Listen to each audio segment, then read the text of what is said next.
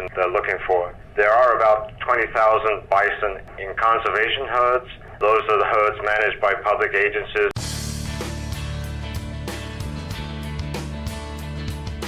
Welcome, and thanks for tuning in to this USGS Corecast. I'm Marissa Lubeck. The mountainous expanse of the greater Yellowstone ecosystem is known for the native wildlife of its national parks and picturesque private lands. Grizzly bears live in this area of the northern Rockies, making it one of the largest strongholds for grizzly populations in the United States. Recent research by the Interagency Grizzly Bear Study Team provides new insight into grizzly population dynamics and the hazards that influence bear mortality within this ecosystem. I'm here with Chuck Schwartz, USGS biologist and lead of the study team, to discuss these findings. Thanks for speaking with us, Chuck. You're welcome. What is the current status of grizzlies in terms of an endangered or threatened species? How are they doing with population numbers, and what does this status mean for the greater Yellowstone ecosystem? Grizzly bears in the continental United States are listed as threatened under the Endangered Species Act. They were listed in 1975 and remain listed today. Grizzly bears in the greater Yellowstone ecosystem were actually delisted in 2007, but they were put back on the list following a decision from the district court judge. Bears in Yellowstone represent one of 6 populations in the United States that still exist today. They've been eliminated from about 98% of their historic range, and they only occur in smaller pockets in a few remaining mountainous areas of the western United States. In Yellowstone, there's probably somewhere around 600 grizzly bears, and the population, since it was listed, has been growing at a rate of about 4 to 6% per year from about 1975 through today. They now reoccupy habitats in the ecosystem where they were basically eliminated in the late 18 and early 1900s. Previous grizzly studies have suggested that human activity can affect bear populations in certain ways. What new findings about grizzly hazards have come from your recent research, and how much of a role do people play? One of the things that we know for grizzly bears in general, and this is pretty consistent across all of North America where grizzly bears or brown bears live, is that if you're a bear and you're no longer dependent upon your mother for care, so excluding cubs and yearlings, there's about a 90% chance that your cause of death will be directly associated with humans. Bears die in accidents on roads. They're killed in defense of life or property when they get into trouble with people. Agencies go in and remove them if they're in conflict for livestock killing or damaging property. And so what really drives bear demographics is humans. What our studies show, and they repeat some of the previous work, is that roads in developed areas, for example, impact grizzly bears. Essentially what we did was we took radio-collared bears, we looked at where those bears lived, and then whether they lived or died during our period of study, and took the bear's home range, and essentially what we showed was what we call human disturbance variables strongly influence whether a bear is going to live or die. And so bears that live in very secure areas that have little or no road density or very few developed sites in the form of campgrounds or lodges or facilities that have attractants for bears. Bears that live in areas that don't have these human developments typically have very, very high rates of survival. As the amount of human development increases, it becomes more hazardous, and they tend to die at higher rates. Some of the new findings that we have shown is that ungulate hunting also is hazardous to bears. We know, for example, that an important food of grizzly bears is ungulate meat. And so in one way, when a hunter kills an elk and cleans that elk, bears use that as a food source. So that brings bears into close proximity with hunters, and on occasion they do get into trouble. They are killed in defense of life. Rural development in the form of ex-urban or outside of urban areas also increases the hazards for bears.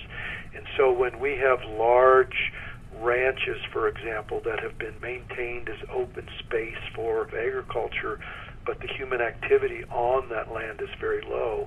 When those lands are developed into ranchettes divided into 40-acre parcels that each get a house, it also becomes much more hazardous for grizzly bears to survive in areas like that. There's a saying that biologists have is a fed bear is a dead bear, and so these kinds of developments just increase the probability. As far as natural hazards are concerned, is cubs and yearlings, which are dependent upon their mother for care, face a different suite of mortality agents. And what we typically see is if you're a young bear and you're going to die, you're more than likely going to die from natural causes. There's starvation or predation. And in the instance of starvation, in some years when we have poor food production, these little cubs don't get enough nourishment and they starve to death. The other thing that we see is more predation. And in the world of bears, cubs and yearlings are vulnerable to being preyed upon by large adult males. You mentioned that you used years of bear tracking information from collared bears to come to your conclusions. Can you tell me more about how this information was acquired? The grizzly bear study team is responsible for monitoring the grizzly bear population in the greater Yellowstone ecosystem. And one of the ways that we do our monitoring is we capture and radio collar a sample of bears. So we trap every year and we try to catch a sample of random bears from the population. We then put radio collars on those individuals and we track them through time. That's what allows us to get a very clear understanding of how bears use the environment, what factors influence rates of reproduction and survival. And so we can look at a female in the fall and determine whether she's weaned her offspring, and then determine the following year if she's produced a new litter of cubs, how large that litter might be. That's basically how we track the demographics of the Yellowstone bear. Can such bear mortality data from the past contribute to insight on future grizzly populations? Can it be used for predictions? We can't really predict, but we can project what the future might look like based on information from the past. And as long as systems don't change dramatically, those projections provide some insight and guidance to managers on what they might need to do or consider for maintaining a healthy bear population in the future. How do grizzly population dynamics in the somewhat remote greater Yellowstone ecosystem affect people and places on a national level? The Yellowstone ecosystem is one of the last remaining intact temperate systems in the continental U.S. And as such, it has a large amount of wild lands where we still have healthy populations of large carnivores, including grizzly bears, black bears, gray wolves, cougars. And one of the things that we know about bears is bears are very popular animals. There's millions of people that come to this system every year, and one of the reasons they come is with the hope of getting to see bears and wolves in a natural state. And so maintaining these large systems like that in an intact fashion, I think, is important to people in our country. Thanks for taking the time to speak with us today, Chuck. Thank you. This podcast is a product of the U.S. Geological Survey, Department of the Interior. I'm Marissa Lubeck. Thanks for tuning in.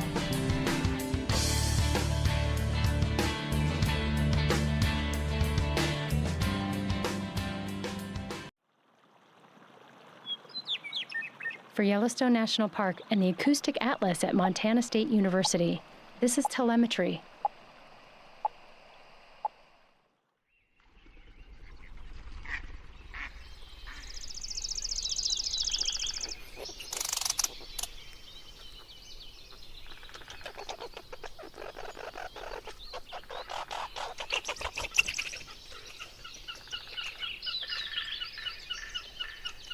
You know, every season in Yellowstone is pretty fantastic, but if you're into listening to the sounds of animals, spring and summer, well, there's just nothing like it.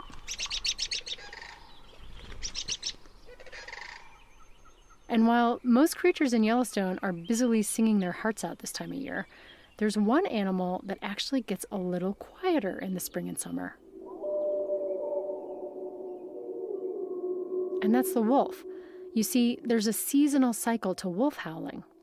Howling ramps up through the fall and it peaks in late winter. Then comes springtime.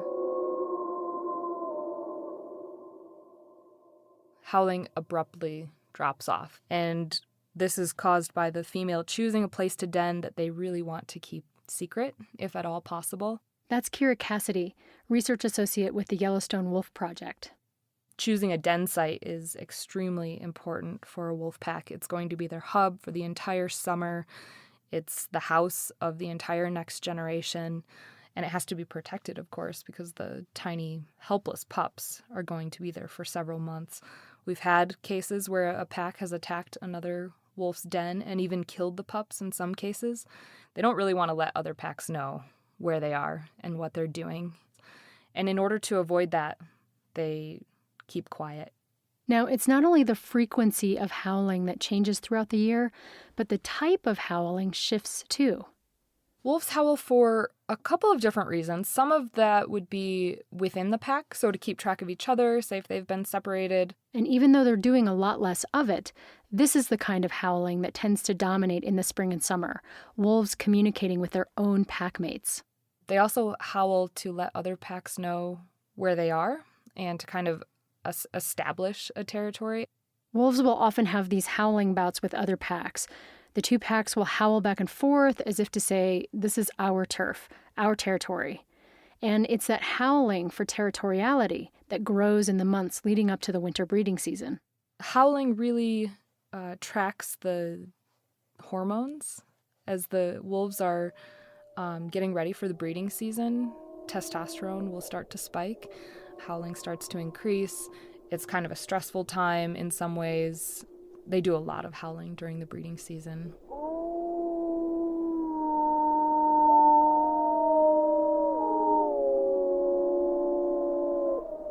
They also probably use howling as a way to advertise the number of wolves they have in the pack, the type of wolves they have in the pack. If they have a lot of big male fighters, that's going to come across in a howling bout with another pack.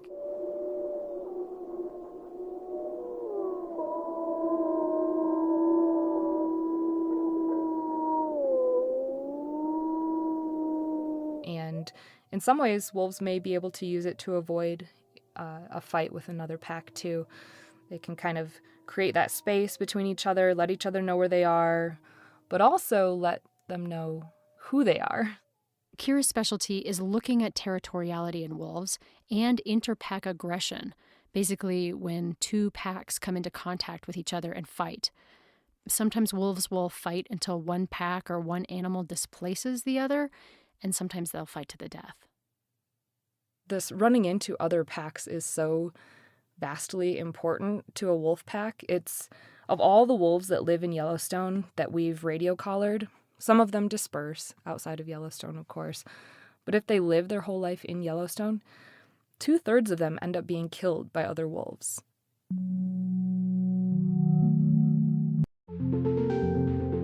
Yellowstone is a long dormant but restless volcanic system. Lots of earthquakes, significant ground deformation, magmatic gas emissions, heat emissions. This geologic restlessness, which at almost any other volcano would be alarming, this is the norm. That's just Yellowstone being Yellowstone. Hello, everyone, and welcome to another episode of Eyes on Earth, a podcast produced at the USGS Aero Center. Our podcast focuses on our ever-changing planet and on the people at Aeros and around the globe who use remote sensing to monitor the health of Earth. My name is Jane Lawson, and I'll be hosting today's episode, where we're talking about the use of thermal remote sensing in the Yellowstone National Park area and other science benefits of thermal remote sensing. Greg Vaughn with the USGS is the remote sensing lead for the Yellowstone Volcano Observatory and research geologist for the Astrogeology Science Center. Greg uses nighttime thermal views from both the Landsat TIRS sensor and TERRA's ASTER sensor to monitor for changes in temperature at thermal features in the Yellowstone National Park. Greg is here today to tell us more about his work and why it's important. And then we'll hear more about Landsat's thermal uses from Terry Soule, head of science at Aeros. To begin, welcome, Greg, to Eyes on Earth. Hi, thank you for having me. Just to be clear, you don't work for the National Park Service, but rather the USGS Yellowstone Volcano Observatory. What does the observatory do, and what does your role involve? Yes, that's right. I work very closely with the National Park Service, but I work for the USGS Yellowstone Volcano Observatory, and my duty station is at the Astrogeology Science Center in Flagstaff.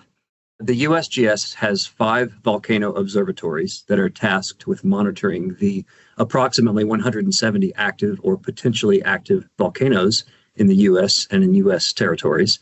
The Yellowstone Volcano Observatory monitors the Yellowstone magmatic and hydrothermal system.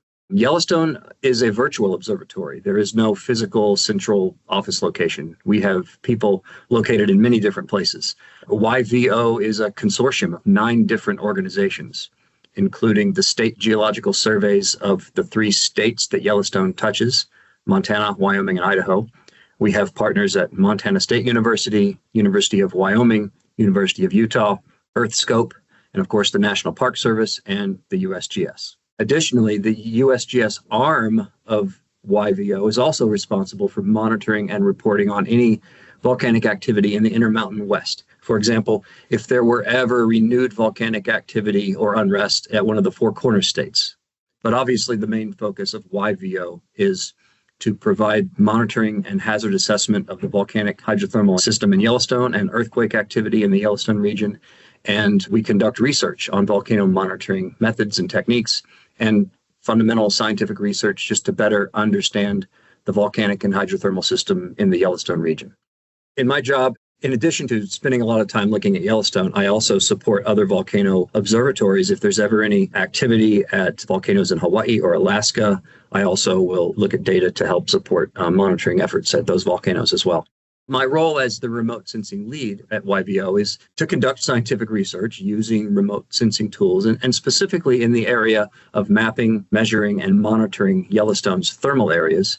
And secondly, should there ever be an event that we need to respond to, I help facilitate use of remote sensing data and share remote sensing data products and interpretations that will aid in event response. But my day-to-day task is to use various remote sensing tools to characterize and monitor Yellowstone's thermal areas.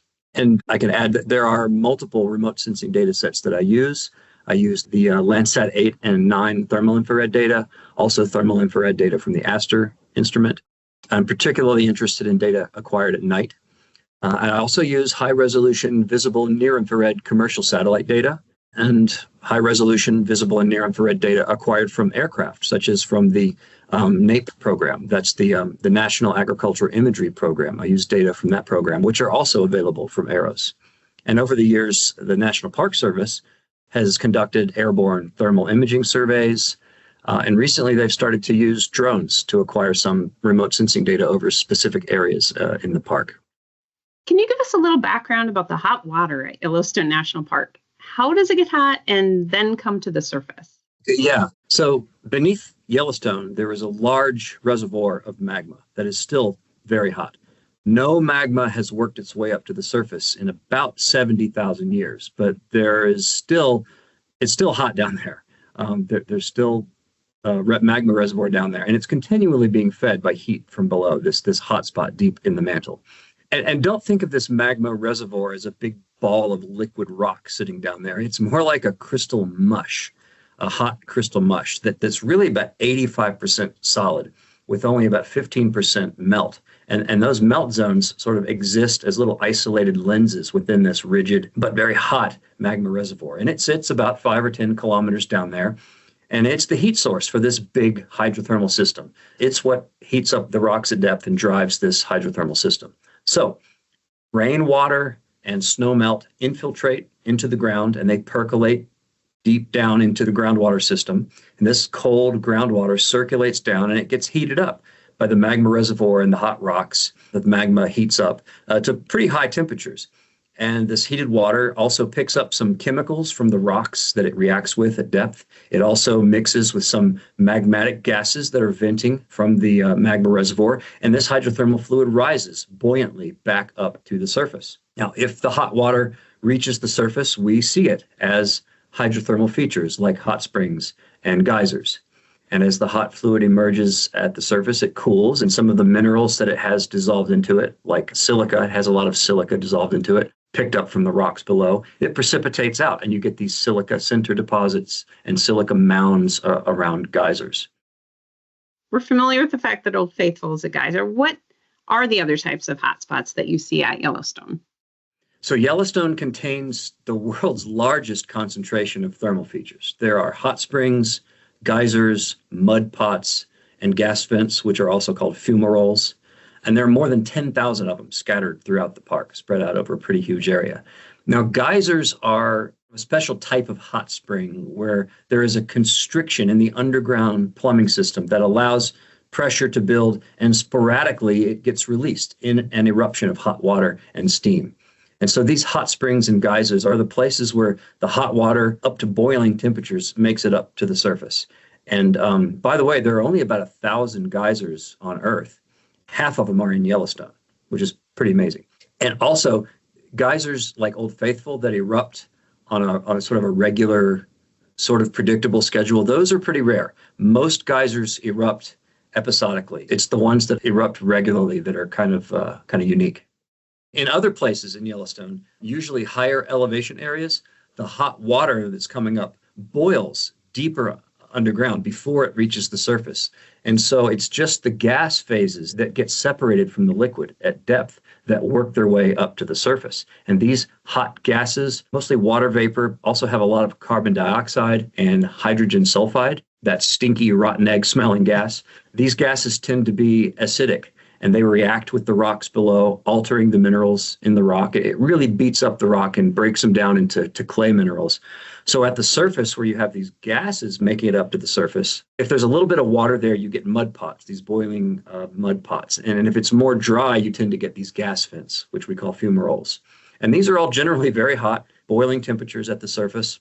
And sometimes you see bright yellow sulfur crystals forming around these fumarole vents. Do you mind explaining a little more about thermal imaging so people who might not be as familiar? I use available thermal infrared remote sensing data sets to assess and update thermal area maps in the park and identify changes to thermal areas. I also use these data to make thermal anomaly maps and identify differences in heat output within and between different thermal areas. And I also use these data to quantify the radiant geothermal heat output from different thermal areas for the entire region and how it changes with time. And by the way, the total radiant geothermal heat output of Yellowstone from all the thermal areas combined ranges from about 2 to 3 gigawatts. And that's been pretty consistent over the last decade. Do you want to tell us why Landsat is good for looking at these kind of features and how it's important to your work? Yeah, sure. So how do we take the temperature of Yellowstone, right? So one way to take the temperature of Yellowstone's thermal features is just to walk up to a feature and stick a temperature sensor in it, like a thermometer or a thermocouple.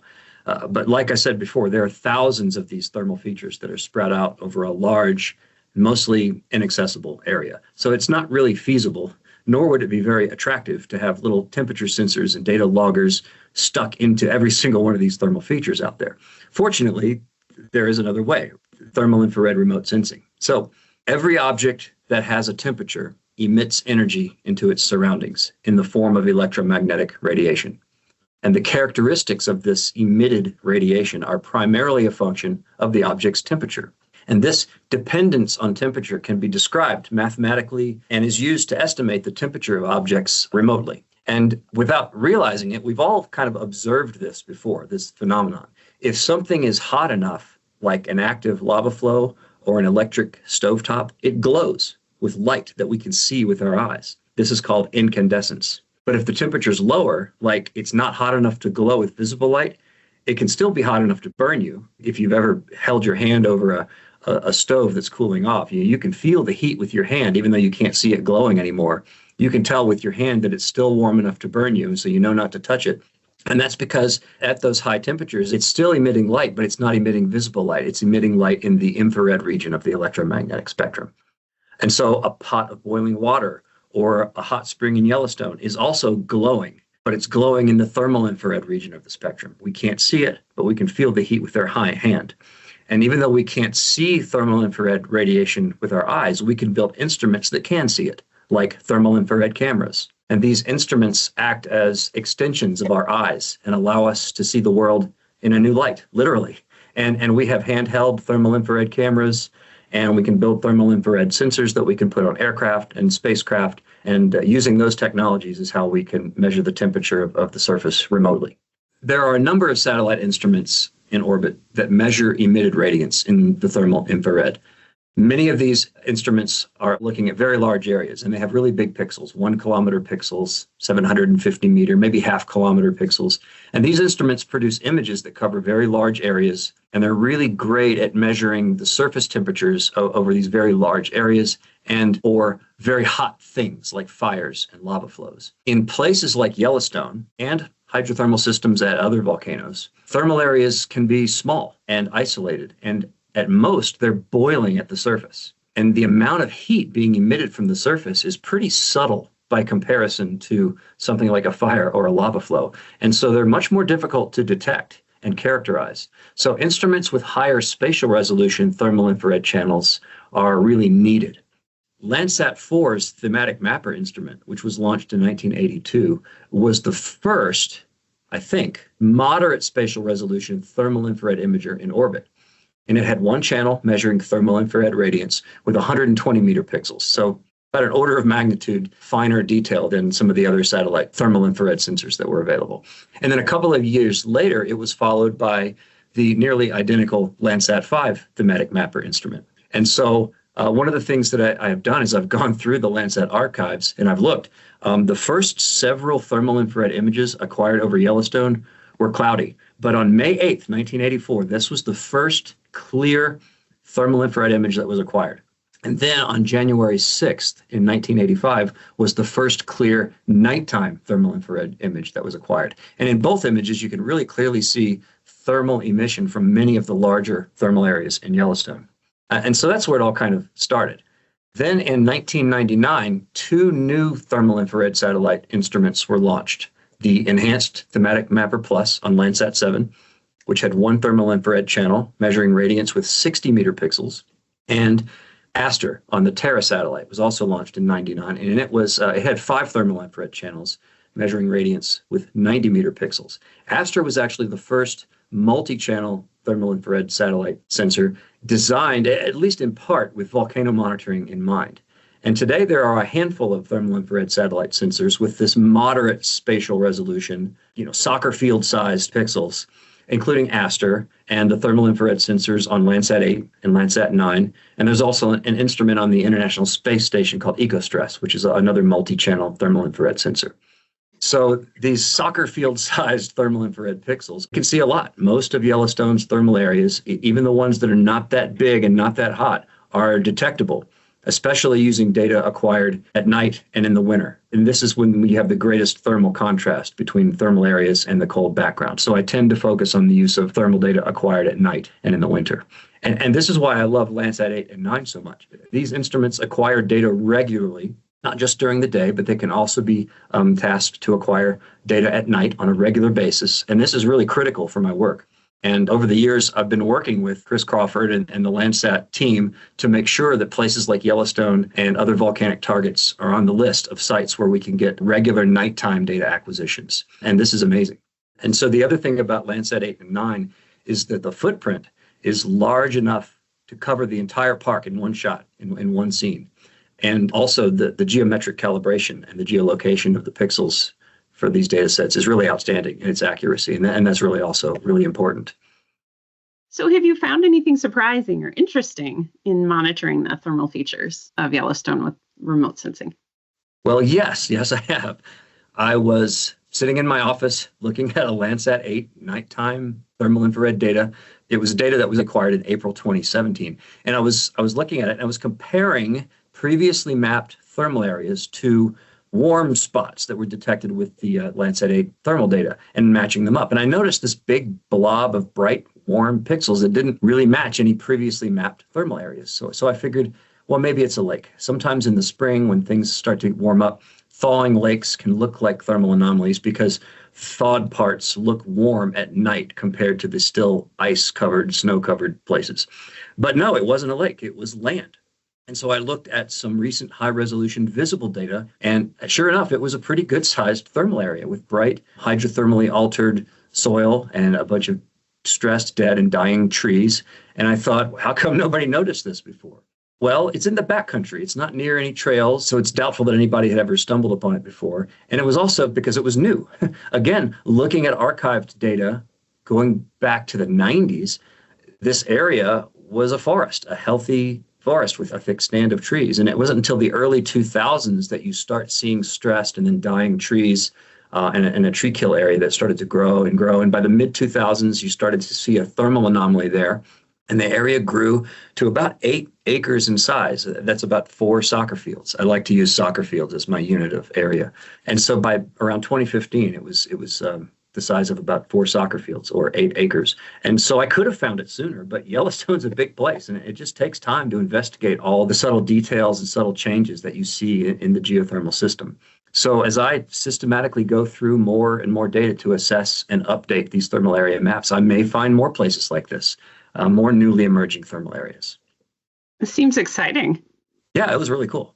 So just to be clear, the emerging thermal area was killing off the trees. That's why you were seeing the heat was killing off the trees. Mm-hmm. And it's not the first or only time that's ever happened. There are a number of other places where there have been large tree kills due to a new thermal area popping up. That's one of the intriguing things about Yellowstone. It's how dynamic the thermal areas are. Thermal areas can heat up, they can cool down, they migrate as fluids find new pathways to the surface, and sometimes new thermal features appear, sometimes quietly and sometimes with a bang. And because Yellowstone is such a dynamic place, it's important to try to figure out what causes these changes, because these changes may be related to other processes, maybe natural seasonal cycles of groundwater recharge, maybe changes in the magmatic volcanic system. They could be related to cycles of ground deformation or swarms of earthquakes, changes in the hydrothermal plumbing system, or they may be related to human activity. So that's one of the reasons we look for changes. So what intrigues you about Yellowstone? You've worked with it for a while, it sounds like, and still seem to enjoy it. Yeah, I do enjoy it. Yellowstone is a long dormant but restless volcanic system. It's basically doing everything you expect an active volcano to do except erupt. And it hasn't had a volcanic eruption in about 70,000 years. But it still has lots of earthquakes, significant ground deformation. The ground moves up and down, magmatic gas emissions and heat emissions through this very large geothermal system. And like I said before, it's the largest concentration of geothermal features in the world. And this geologic restlessness, which at almost any other volcano would be alarming, this is the norm for Yellowstone. This is just what Yellowstone does. The hydrothermal system sometimes displays really spectacular changes on a local level, but that's just Yellowstone being Yellowstone. And I find that intriguing and kind of amazing. Absolutely. Greg, is there anything else our listeners should know or realize about using remote sensing to monitor Yellowstone?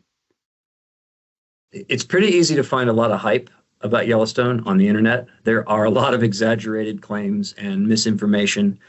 You don't need to exaggerate Yellowstone to make it sound cool or amazing. It's amazing just as it is. And so the best place to get information about Yellowstone really is the Yellowstone Volcano Observatory website. If you ever have any questions about what's going on at Yellowstone, that's the place to go. That's the place to start.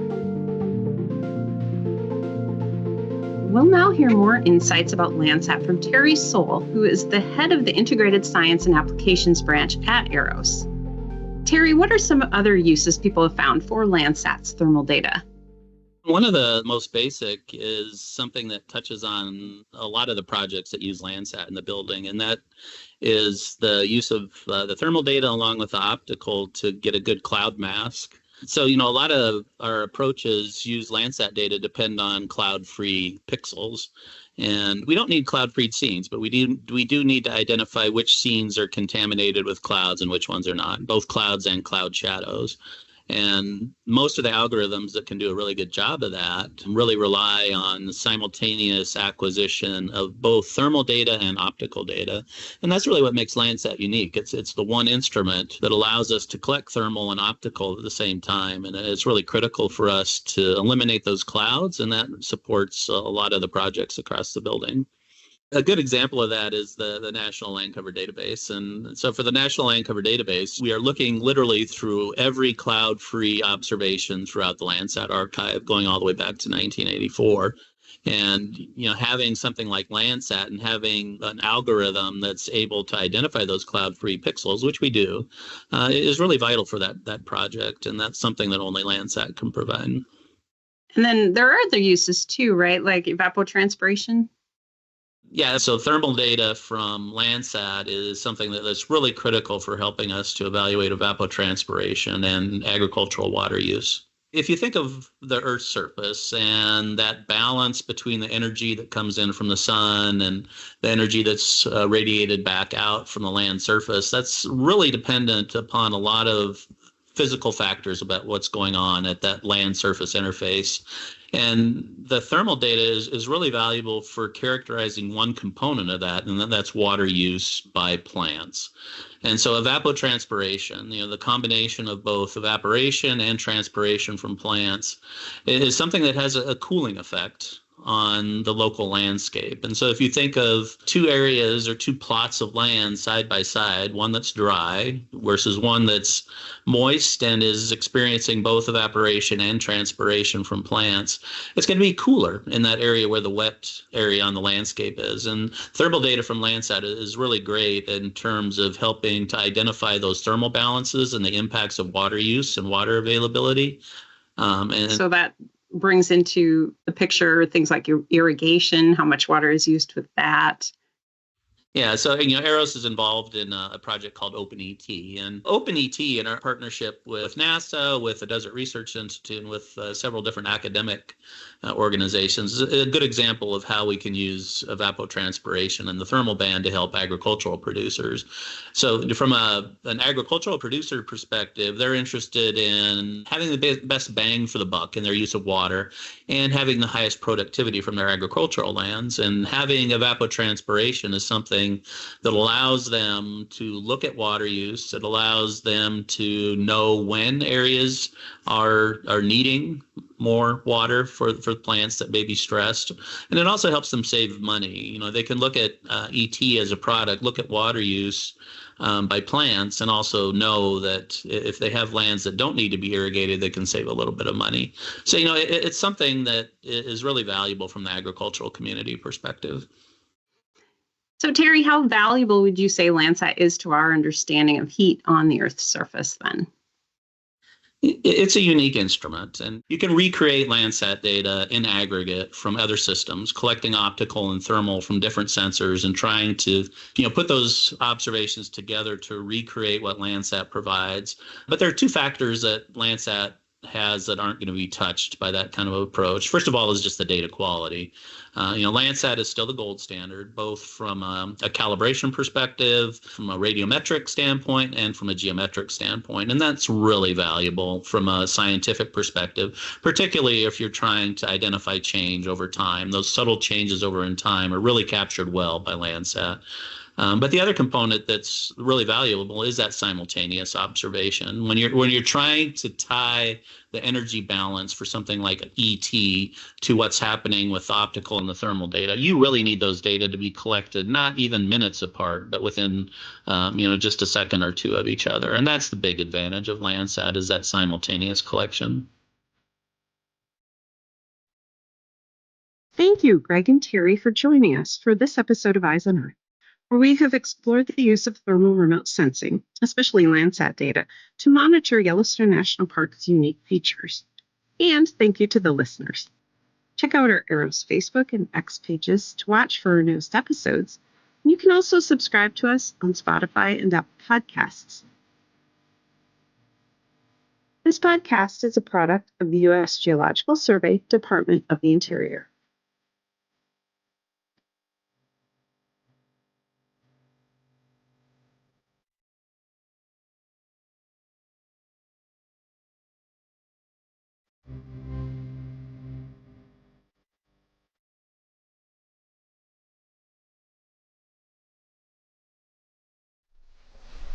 They're howling at 7:32.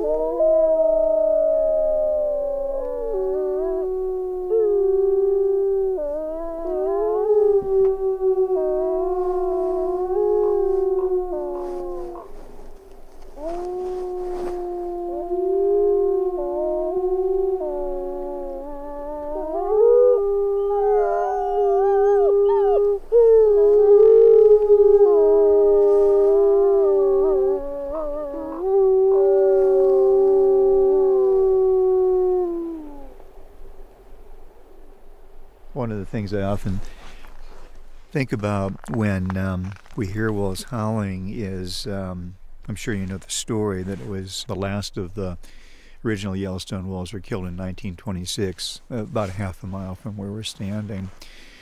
And so for any visitor that had come to Yellowstone from 1926 to 1995, when wolves were brought back and reintroduced and reestablished, I'm sure they had a great experience visiting the world's first national park, and they would have seen a lot of great stuff. But there's one thing that they missed out on. There would have been an unnatural silence here. But luckily we realized what a big mistake that was and figured out how to rectify it. So we're experiencing that right now. That silence is over.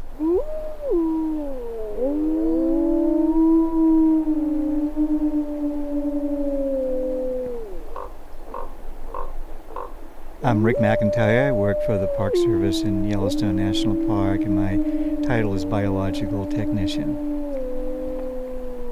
This is Yellowstone National Park. Thanks for listening.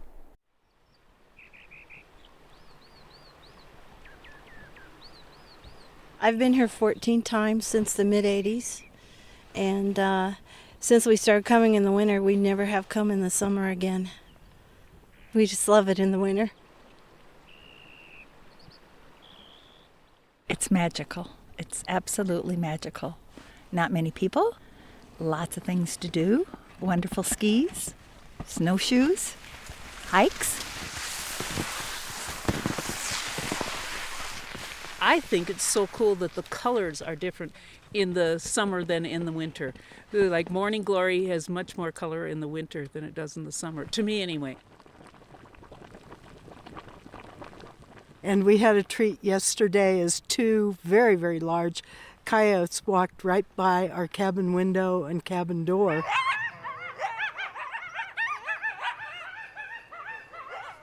We wanted to invite them in for wine, but they seemed to be in a hurry. It's a spirit, sort of, in the wintertime. I'm Betsy Heiner, and I'm from Colorado Springs. I'm Mary Smith from Colorado Springs. I'm Sherry Kimball from Colorado Springs. I'm Helen Michaels, and I'm from Port Washington, Wisconsin.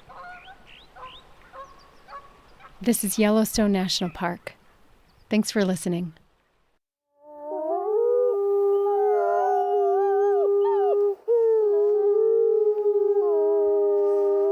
From Yellowstone National Park, this is What We Do. I'm Miles Barger. And I'm Ashton Hooker.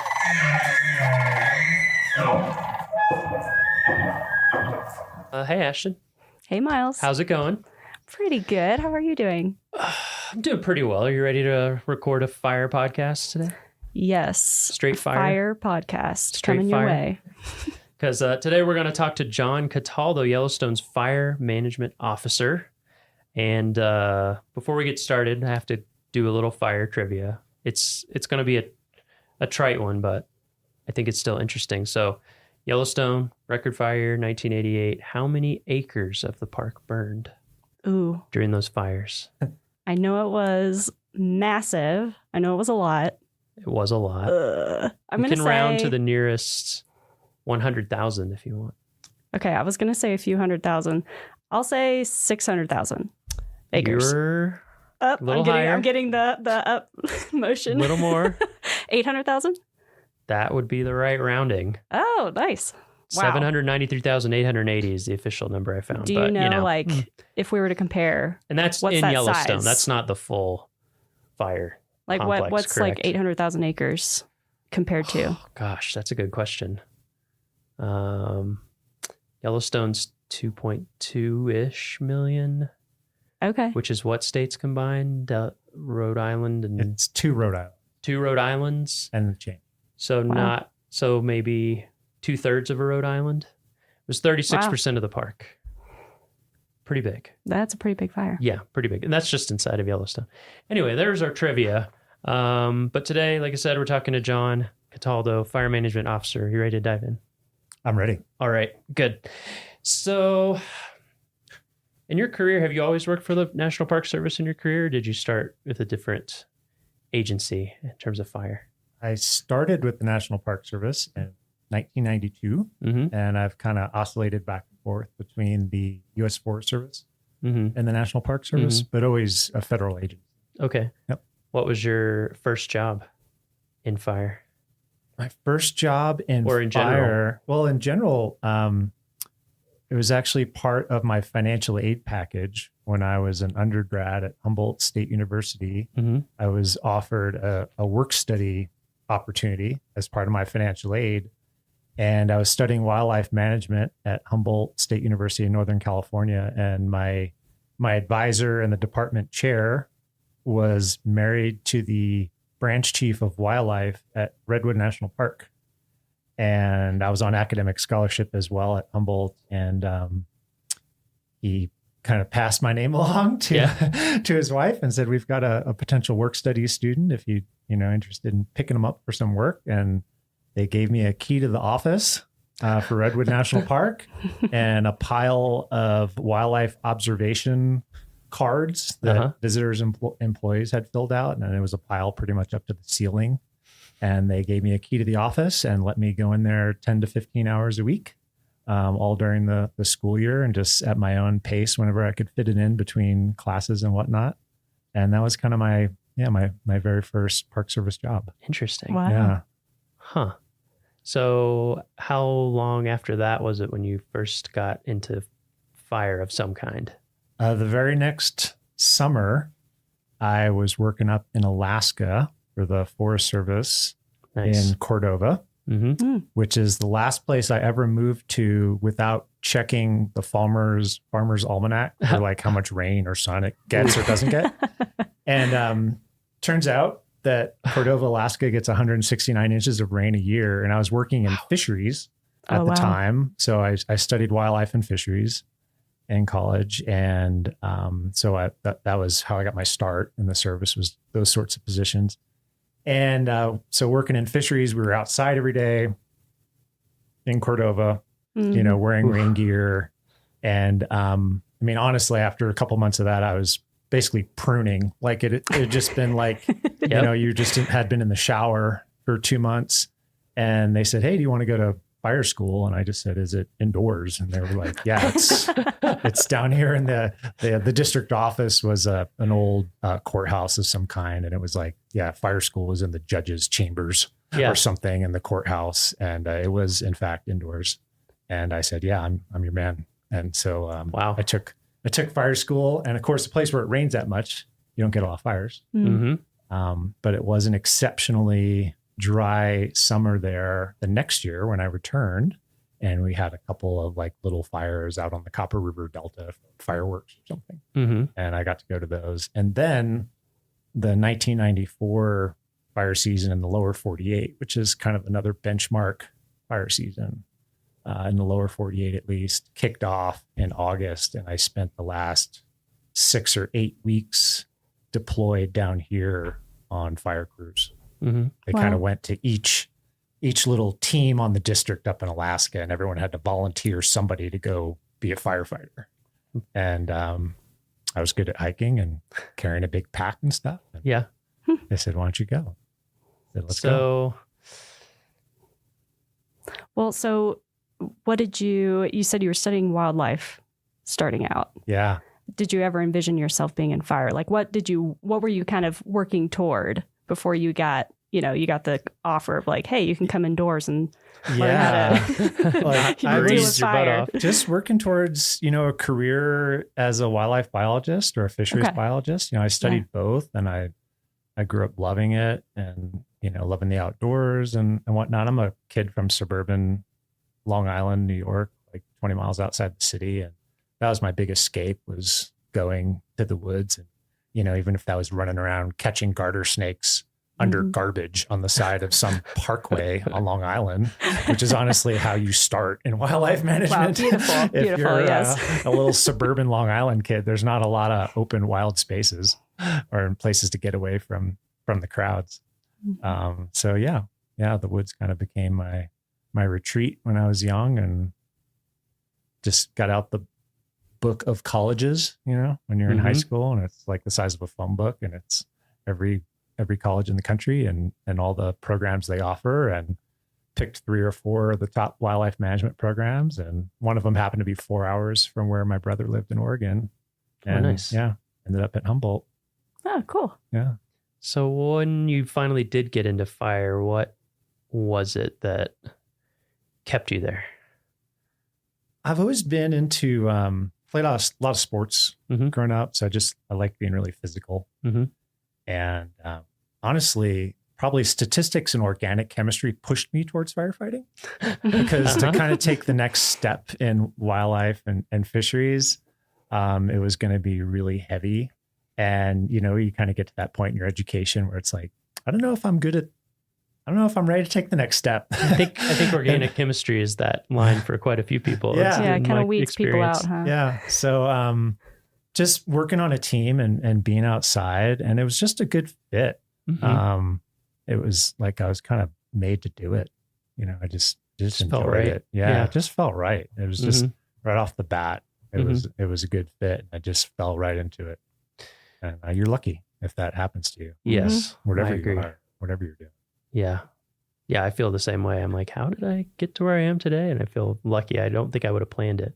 Like you're saying, sometimes these things just happen. Yeah, I had some apprehension, in the beginning, and just talking to other folks who'd done it previously. And they're like, no, it's great. It's like camping for dollars. Like we're going to go camp for weeks, and we're going to work hard all day, and then we're going to go sleep in a tent, and we're going to get up and do it again. I was like, that sounds great. So what was I'm guessing, I don't know yet, but I'm guessing a theme in these podcasts that will come up is the career progression can be interesting. So like, what are the steps to go from that, where you're like actively out camping, fighting fire, to where someday you're spending most, if not all your time in an office and dealing with budgets and hiring in the big picture? Like, what did that look like for you timeline wise? Yeah, that's kind of one of the hazards of the job, is someday someone's going to hand you a radio to talk on. That's the first hazard of the job, right? They kind of leave you alone for a few years because it's dangerous to let you be in charge of anything. And then at some point they're like, oh, like you seem pretty squared away. And they hand you a radio, and that's a big fork in the road, is you're going to let me talk on the radio while I'm on a fire and actually, help coordinate what's going on. And I've held a lot of positions along the way. We get to go a lot of different places in this job, which is also what attracted me to it. I think I've been to fires in 18 different states. Oh, wow. At this point. And I'm not done yet. I got a lot left in me, but was one of those states more memorable than the others? Does one stick out to you?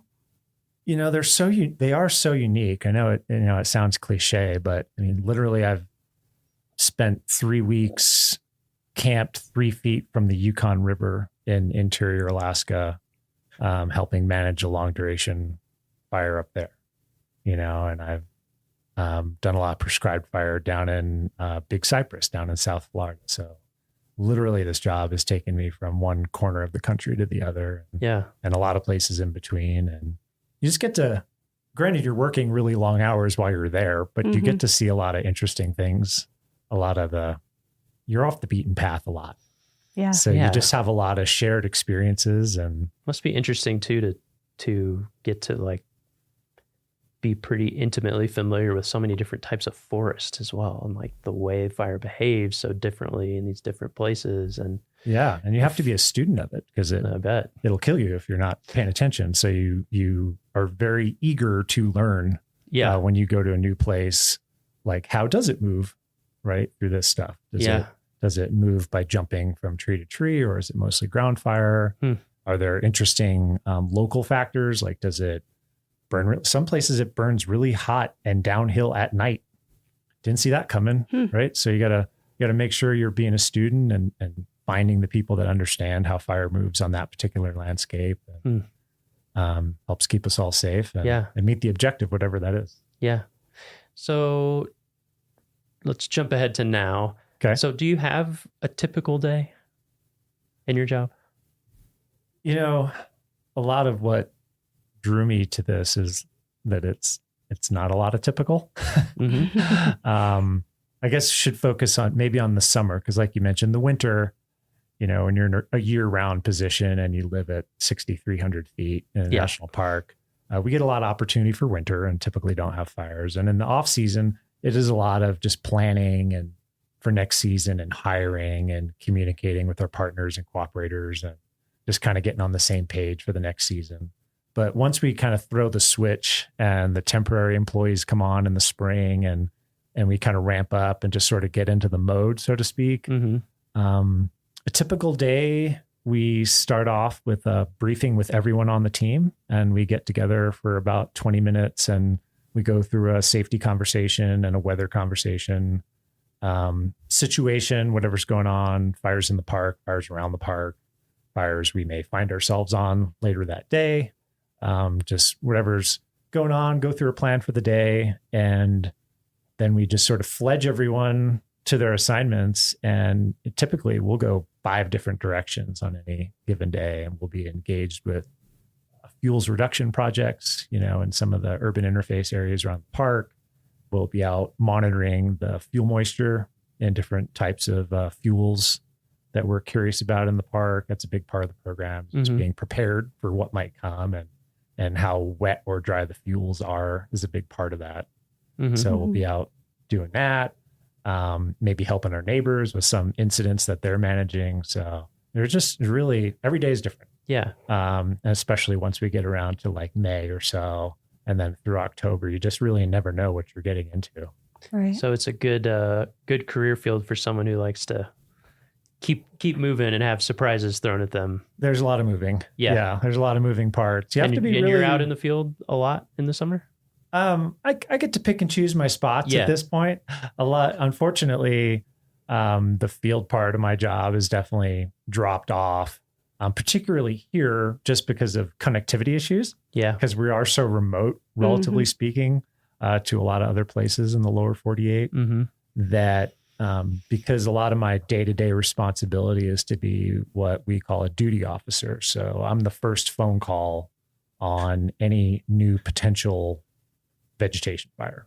So however that report comes in from a visitor or from an employee, it'll get routed to our dispatch center. And then they call me as the duty officer and say, here's what we might have.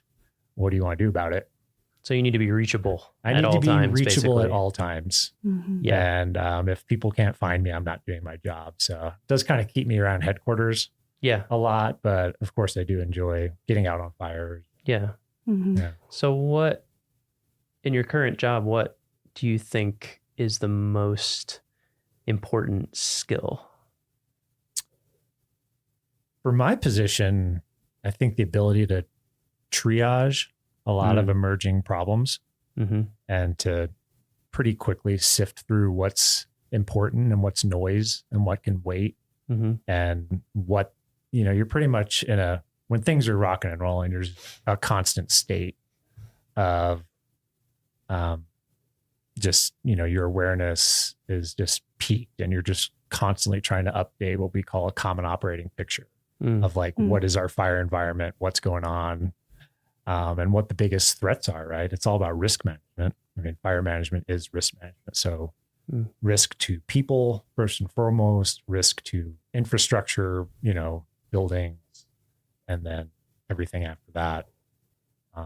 So yeah, just the ability to maintain the correct flight altitude. And, all of us start out as just ground pounders, right? Swinging a 5-pound tool 10,000 times a day is how you first prove that you can do this. Right. And then you go from there to where you're virtually never swinging a 5-pound tool anymore. Yeah. So sometimes when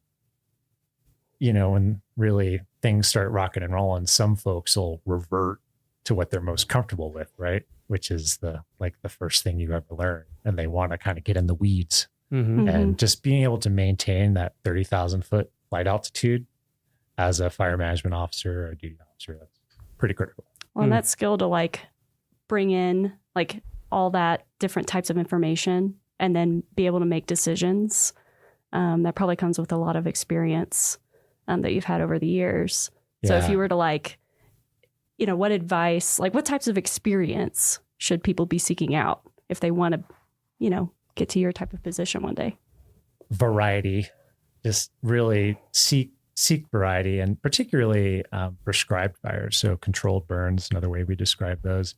Being involved with that is a great way to just see a lot of fire on the landscape and watch it and not necessarily have to just be responding to it, to take those opportunities to see how it moves and understand the physics of it. Just really pays dividends down the line. So it's just experiential learning, all of it. I mean, there's a big on-the-job training component. We have a huge continuing education component to all of this, where as you progress along, we're sending you to more or less 1 week long classes. We have a lot of 32 to 40 hour classes we'll send you to, but those just sort of complement that field experience. So it's just go full send, just get as much fire under your belt as you possibly can is the best way to be good at my job. And so that's why I oscillated between the two different agencies, because, the Forest Service, that's the big green machine, right? So I think half the U.S. Forest Service budget is fire management. Wow. So they're highly invested in it. And that's where the majority of the resources in America are, they're in the green trucks with the different logo. And so coming up in the Park Service was great, but I also realized I'm not seeing enough fire on Park Service land to get as good as I need to get at this to have the job I want to have someday. So I knew I wanted a job like I have now. But to get there, I had to leave the agency, go to a different federal agency, and ended up running a hotshot crew for close to a decade, which is a great way to see a lot of fire. Yeah. So that was just all by design. That was I think I've done what I can. In the Park Service, there just wasn't as many opportunities to move up or move laterally. We just don't have as big a program. And it's I'm going to go fight fire with the Forest Service for about a decade. And then I'll come back and I'll feel a lot more confident what I'm doing. So you did want to end up back at the Park Service? Absolutely. Ultimately? Yeah. Why that over, like you said, Forest Service is the big agency that's handling all this stuff. What about the Park Service made you want to end up here? I just love the mission, really. And it's the greatest, last, best places. Right? The Park Service units are, particularly for me, loving the mountains. I mean, being in the Northern Rockies, it's just outrageous. And this region in particular, I've spent time in the Pacific West and the Pacific Northwest, and I love those systems as well. But the Rockies are just outrageous. So for me, you can't beat it. So yeah. Was that kind of same sentiment what drew you to Yellowstone, or was there some sort of draw to Yellowstone for you in particular? I'd spent about 5 years of my life in Alaska. So one of my early Park Service positions, actually my first permanent appointment, was I was the first helicopter manager hired at Denali. In the year 2000, we had the National Fire Plan came out. So we'd had kind of a succession of really intense fire seasons in America. And the result of that was a thing called the 2000 National Fire Plan. And a big part of that was a big injection of funding into fire management in America. So, a lot of life's timing, right? And so when the National Fire Plan rolled around, I had about 9 seasons under my belt, either of fire management or wildlife or fisheries management. And I think three full seasons and a few qualifications under my belt. And then all these permanent jobs popped up. And I was sort of in a really good position to compete for one of them. So that was just good timing. And a lot of my peers, we call ourselves like National Fire Plan babies, because we all got our start. We all got our very first appointment sometime in the spring of 2000. I mean, I think, a couple things you said I think are good for people to keep in mind in terms of thinking about wanting to work for federal agencies in general and the Park Service specifically. Is like, there is timing, there is luck, there is when these things come along, and also having the 30,000 foot view of your own career, like you were saying, is like, maybe I need to leave for a while to get these other experiences. Because I think sometimes people think, I'll just be able to follow this exact path that I want and get the jobs I want. And I feel like that so rarely happens with anyone that I know in the Park Service, whether they leave for a completely different field sometimes or switch agencies or whatever. It's like, this is where I would like to be, but I need to get this experience here or this there, or thinking about the career ladders and the way things can go. I think I'm glad that you brought up those points, because I think it's a good thing for people to remember. That's certainly how my career has been. I think almost everybody I talk to. Yeah. I think a big part of it, I tell folks all the time, to some extent, you have to be prepared to move at the speed of opportunity, and you can't just expect to, in the federal service and the Park Service, like plant roots in one spot and march up the ladder through your entire career in one place. It's just not realistic.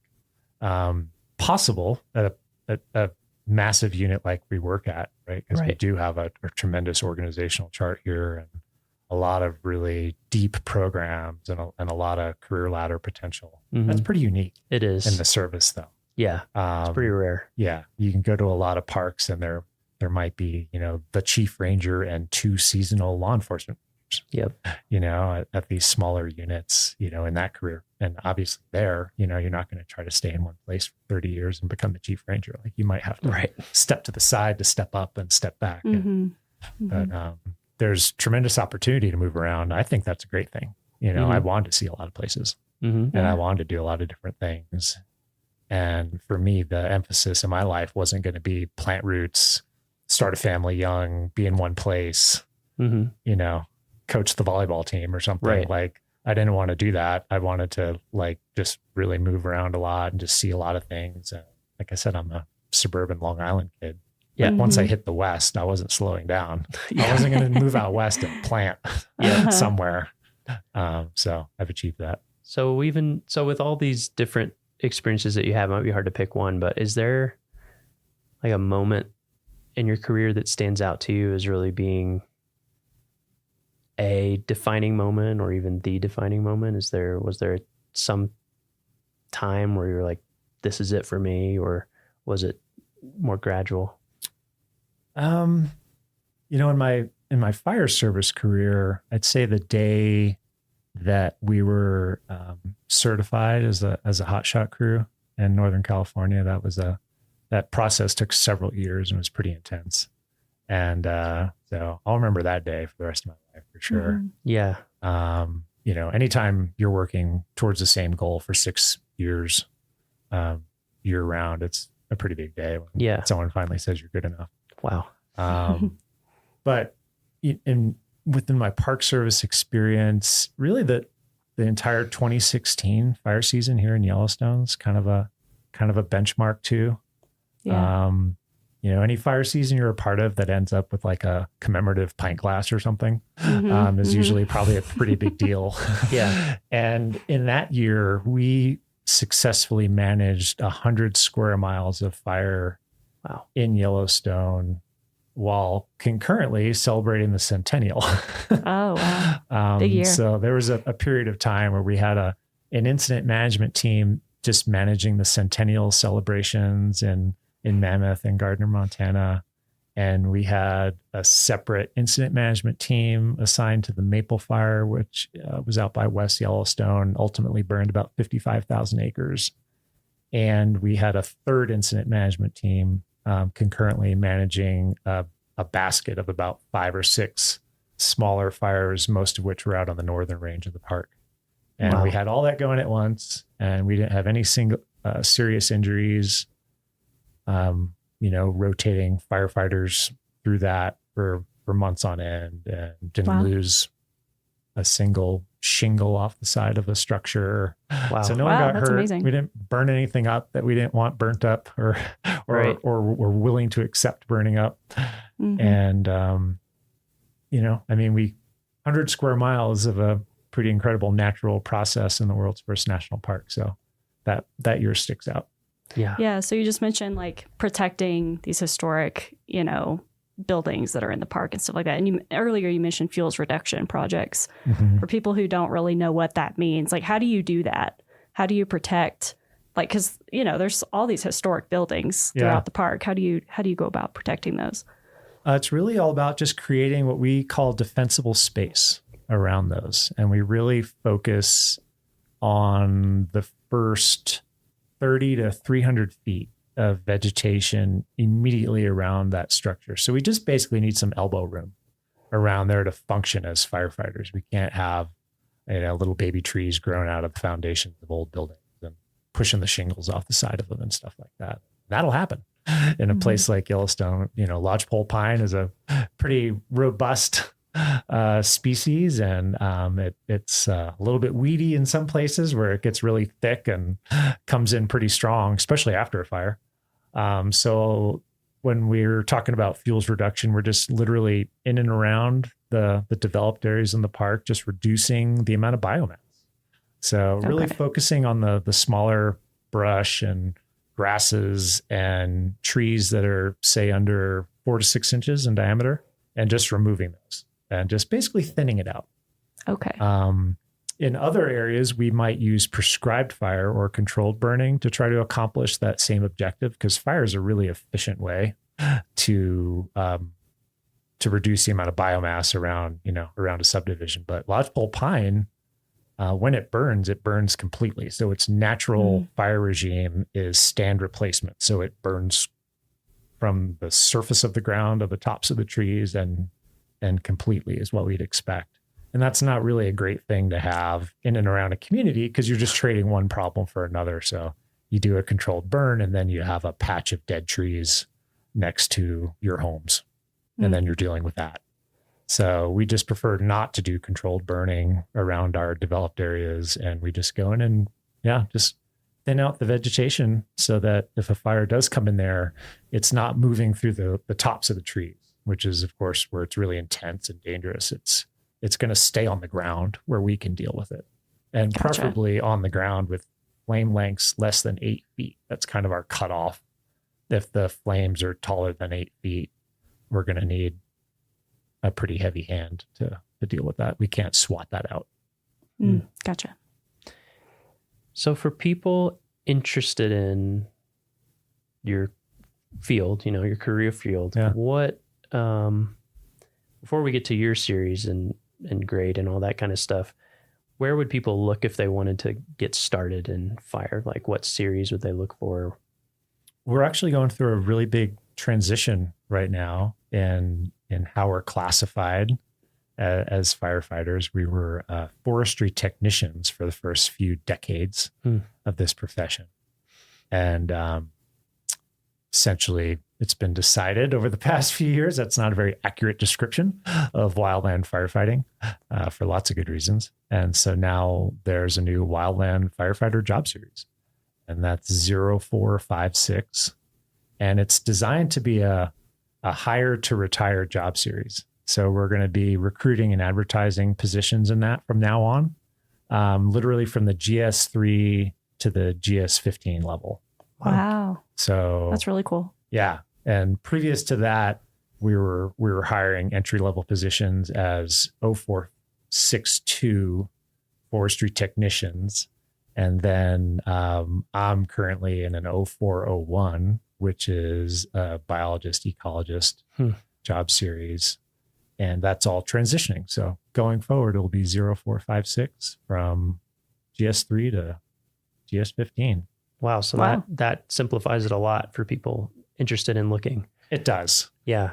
Yeah. They can focus in on that series and find something that aligns with whatever experience they have. Yep. And get in the door. Yeah. And getting in the door is not that complicated. We don't have super high educational requirements, basically a high school diploma and a great attitude and an aptitude to learn new things. A commitment to physical fitness. Like, let's go. Yeah. And that's it. Like we can start there. Right. And we're going to teach you the rest. So it's pretty cool. It's pretty cool. Yeah. Yeah. Because I've definitely noticed, like, I've never been in wildland fire or anything myself, but just being around people who are, there's definitely like a vibe, a culture, I think, of the people who stick with it. Because like you said, you gotta want to get into it. Well, and you have a lot of intense shared experiences, right? Yeah. So anytime you do that, you do form a certain bond with the people that you're doing that with that you can't simulate elsewhere, except maybe like within your actual immediate family, like the experiences you might have with your brothers and sisters growing up. And there's, so many stories I can't tell anybody because they won't even understand. Sure. And that's a powerful thing. And it could be lonely at times because there's, you got to like find your old hotshot friends to like talk about, some fire you're on, because you would just spend all your time trying to explain it to other people. Yeah. So yeah, it's kind of a unique job in that regard. But you meet a lot of great people and it's not easy. It's not an easy job to do. Right. So if you're around people that are doing it and sticking with it and making it past, there's kind of this imaginary line at year 3 where you're sort of in or out, right? You're either like, this is what we're doing because the commitment level is so high, or maybe this isn't for me and I don't like sleeping on the ground and not being completely convinced like when the next meal is going to show up out here, or just being out in that environment. Yeah. So when you're around people that have made that commitment and made those sacrifices, it's a pretty special. So yeah. We have really good stories if you can get us to tell them. Maybe someday. About to say, I could keep I wish we could talk for like 3 hours. Yeah. And so along those lines, like if somebody's looking for this job in a national park, not every national park has these jobs, right? Or do they? I'm not familiar. Not every unit. Certainly the larger mid-size to larger parks. So for example, in our region, we have 14 park level fire programs, and those programs either manage one or a group of parks. So, when you talk about a Yellowstone or Mesa Verde or Bandelier, Rocky Mountain, Dinosaur, Zion, all those units have a program, and pretty robust, So sometimes when you get into like a much smaller unit, like we manage fire for the Little Bighorn. So Little Bighorn Battlefield National Monument, it's about 4 hours east of where we're sitting. And we provide fire management services for them, but they don't have any firefighters or any equipment. So it's just sort of an administrative responsibility. And so, yeah, we manage their fires through agreements and relationships. So the Crow Agency has agreed to come over, put out any fires if we get any out. So yeah, but most mid-size national parks are going to have, especially out west, will have their own program. So cool. There's a ton of opportunity, investment. The bipartisan infrastructure law I call it National Fire Plan 2.0. It's essentially the next huge influx of investment in wildland firefighting in America. The Park Service is benefiting greatly from that. So all those programs are kind of on the uptick. It's a great time to get your foot in the door and start a career or advance in your career in fire. Awesome. Yeah. Well, like I said, I wish we could talk for like 3 hours. I want to just ask you about fire ecology and behavior and what it's like to like get to know it's just like a fascinating process to me. You know, it's like a chemical reaction happening that has its own life and scale, and like you said, behaves so differently. But we do have to wrap it up. So do you have a favorite story or memory from your time in Yellowstone or another national park, but just something that, you know, I've been reflecting on that recently, and I couldn't come up with, you know, the one thing. And maybe that's because at this point in my career, in my life, I've learned to appreciate like small things, you know. Mm-hmm. And I mean, obviously we live in a place where we're just kind of surrounded by wonderment, and people have a hard time even relating sometimes to the things we try to describe that happen in our backyard. But for example, literally in my backyard the other day, I went out to chop some wood for our stove and was just enjoying the weekend. And I kind of had a quiet moment, and I stood there and a wolf howled. And it sounded like it was, you know, maybe a mile behind the house. And I thought, you know, it's like noon. That's not typically when I hear wolves howl. Sometimes they come around at night, and I'll hear them when I'm letting the dog out, you know, for the last time in the evening or something. And so I sat there real quiet, and it howled again, you know. And I probably have 100, you know, little stories like that. We're just surrounded by it all the time here, and it's there all the time if you're listening for it, and if you're open to it. And I mean, we're just surrounded by wonderment here. So if you got your eyes and your ears open, it's always there. Go enjoy it. I think that's the perfect way to wrap up. Thanks for coming and talking to us today. Oh, you're welcome. Fascinating. Let's do it again. Yeah, I would like to. Cool. Thank you. Thank you. You're welcome.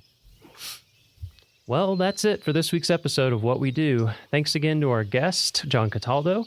If you like what we do, rate and review the show wherever you listen. Every positive review helps new listeners find the show. If you have questions or want to learn more about a particular job, contact us using the form at go.nps.gov/whatwedopodcast. Thanks.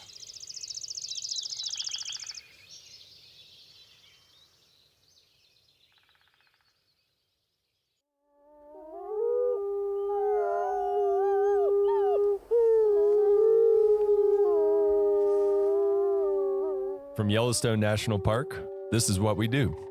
I'm Brett Rayburn. And I'm Ashton Hooker. All right, Ashton, first of all, it's great to see you. How's it going? Good to see you too, Brett. I'm good. How are you? Good. I'm awesome. So I have a question for you. Okay. Have you ever hitchhiked before? You know what? I don't think I have, honestly. The way your face went, I thought you were about to tell me an epic hitchhiking story. No, I'm actually surprised I haven't done that though.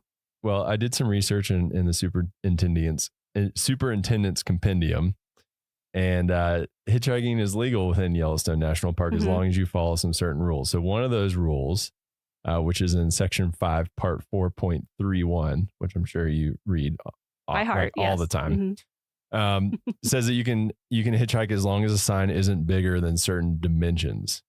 Oh, wow. Do you know what the max dimensions for your hitchhiking sign would be?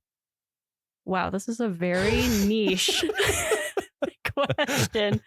I honestly have no idea, but I'm just going to take a random guess. I'm going to say it can't be bigger than like 5 by 5 feet. So 5 feet. That's a really big sign.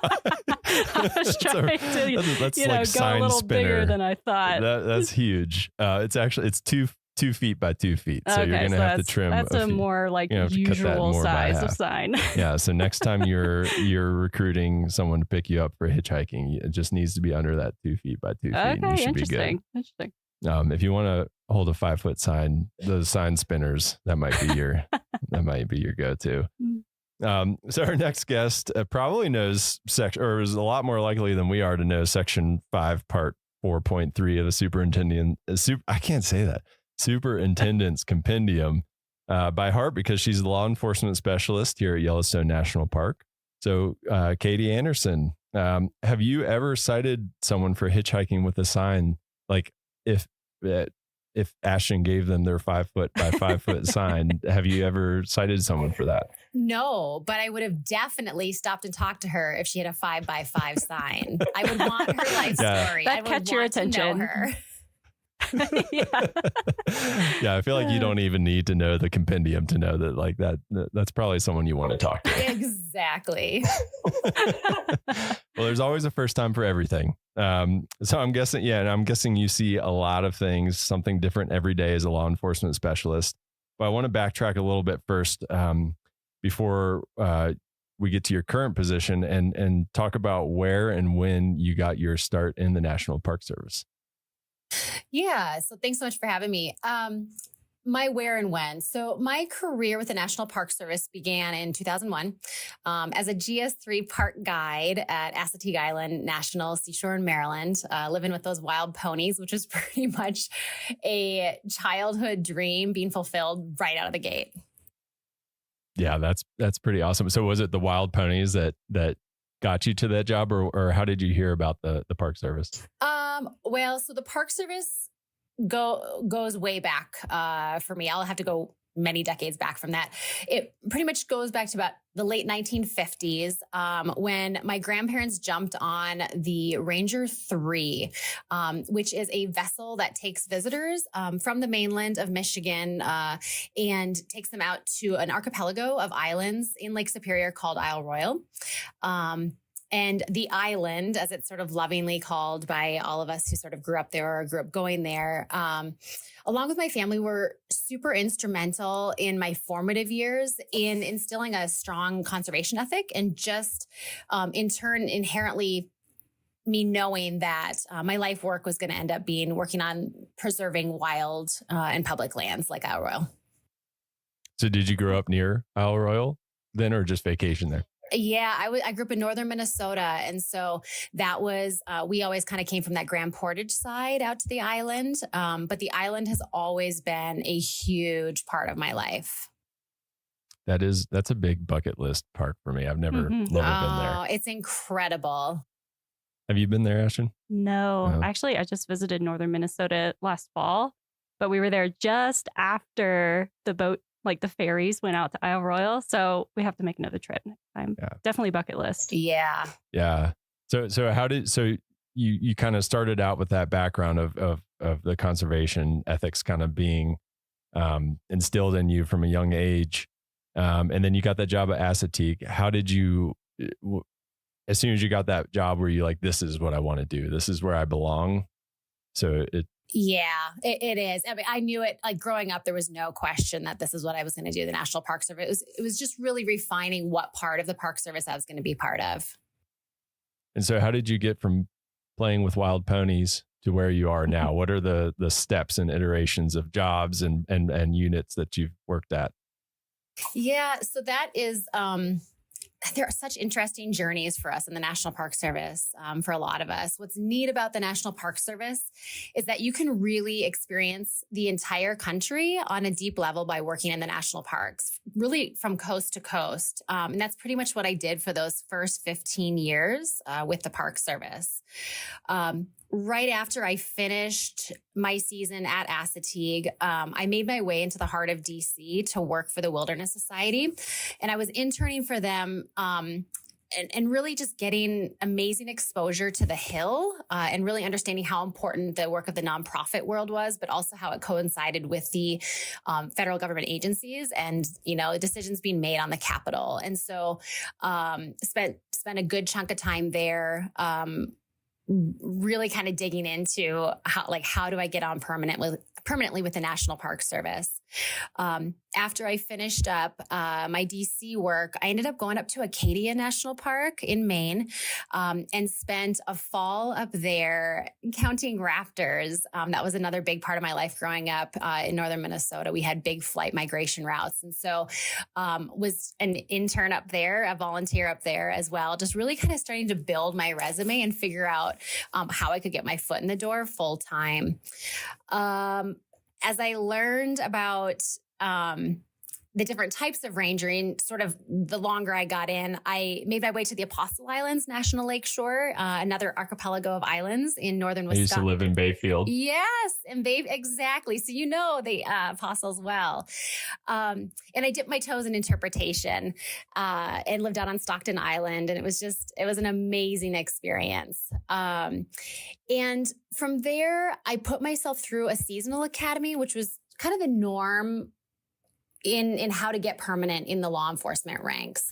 And so put myself through that academy because I really wanted to be running more of like the adrenaline junkie calls that were kind of coming with rangering. And I really wanted to get in on some of the craziness. And so then I spent the next 5 years of my career seasonally at Rocky Mountain National Park as a seasonal law enforcement ranger, doing the front country side of things and then also the backcountry work. I was able to jump in on the search and rescue operations, really got my first experience working fatalities and working the family liaison roles.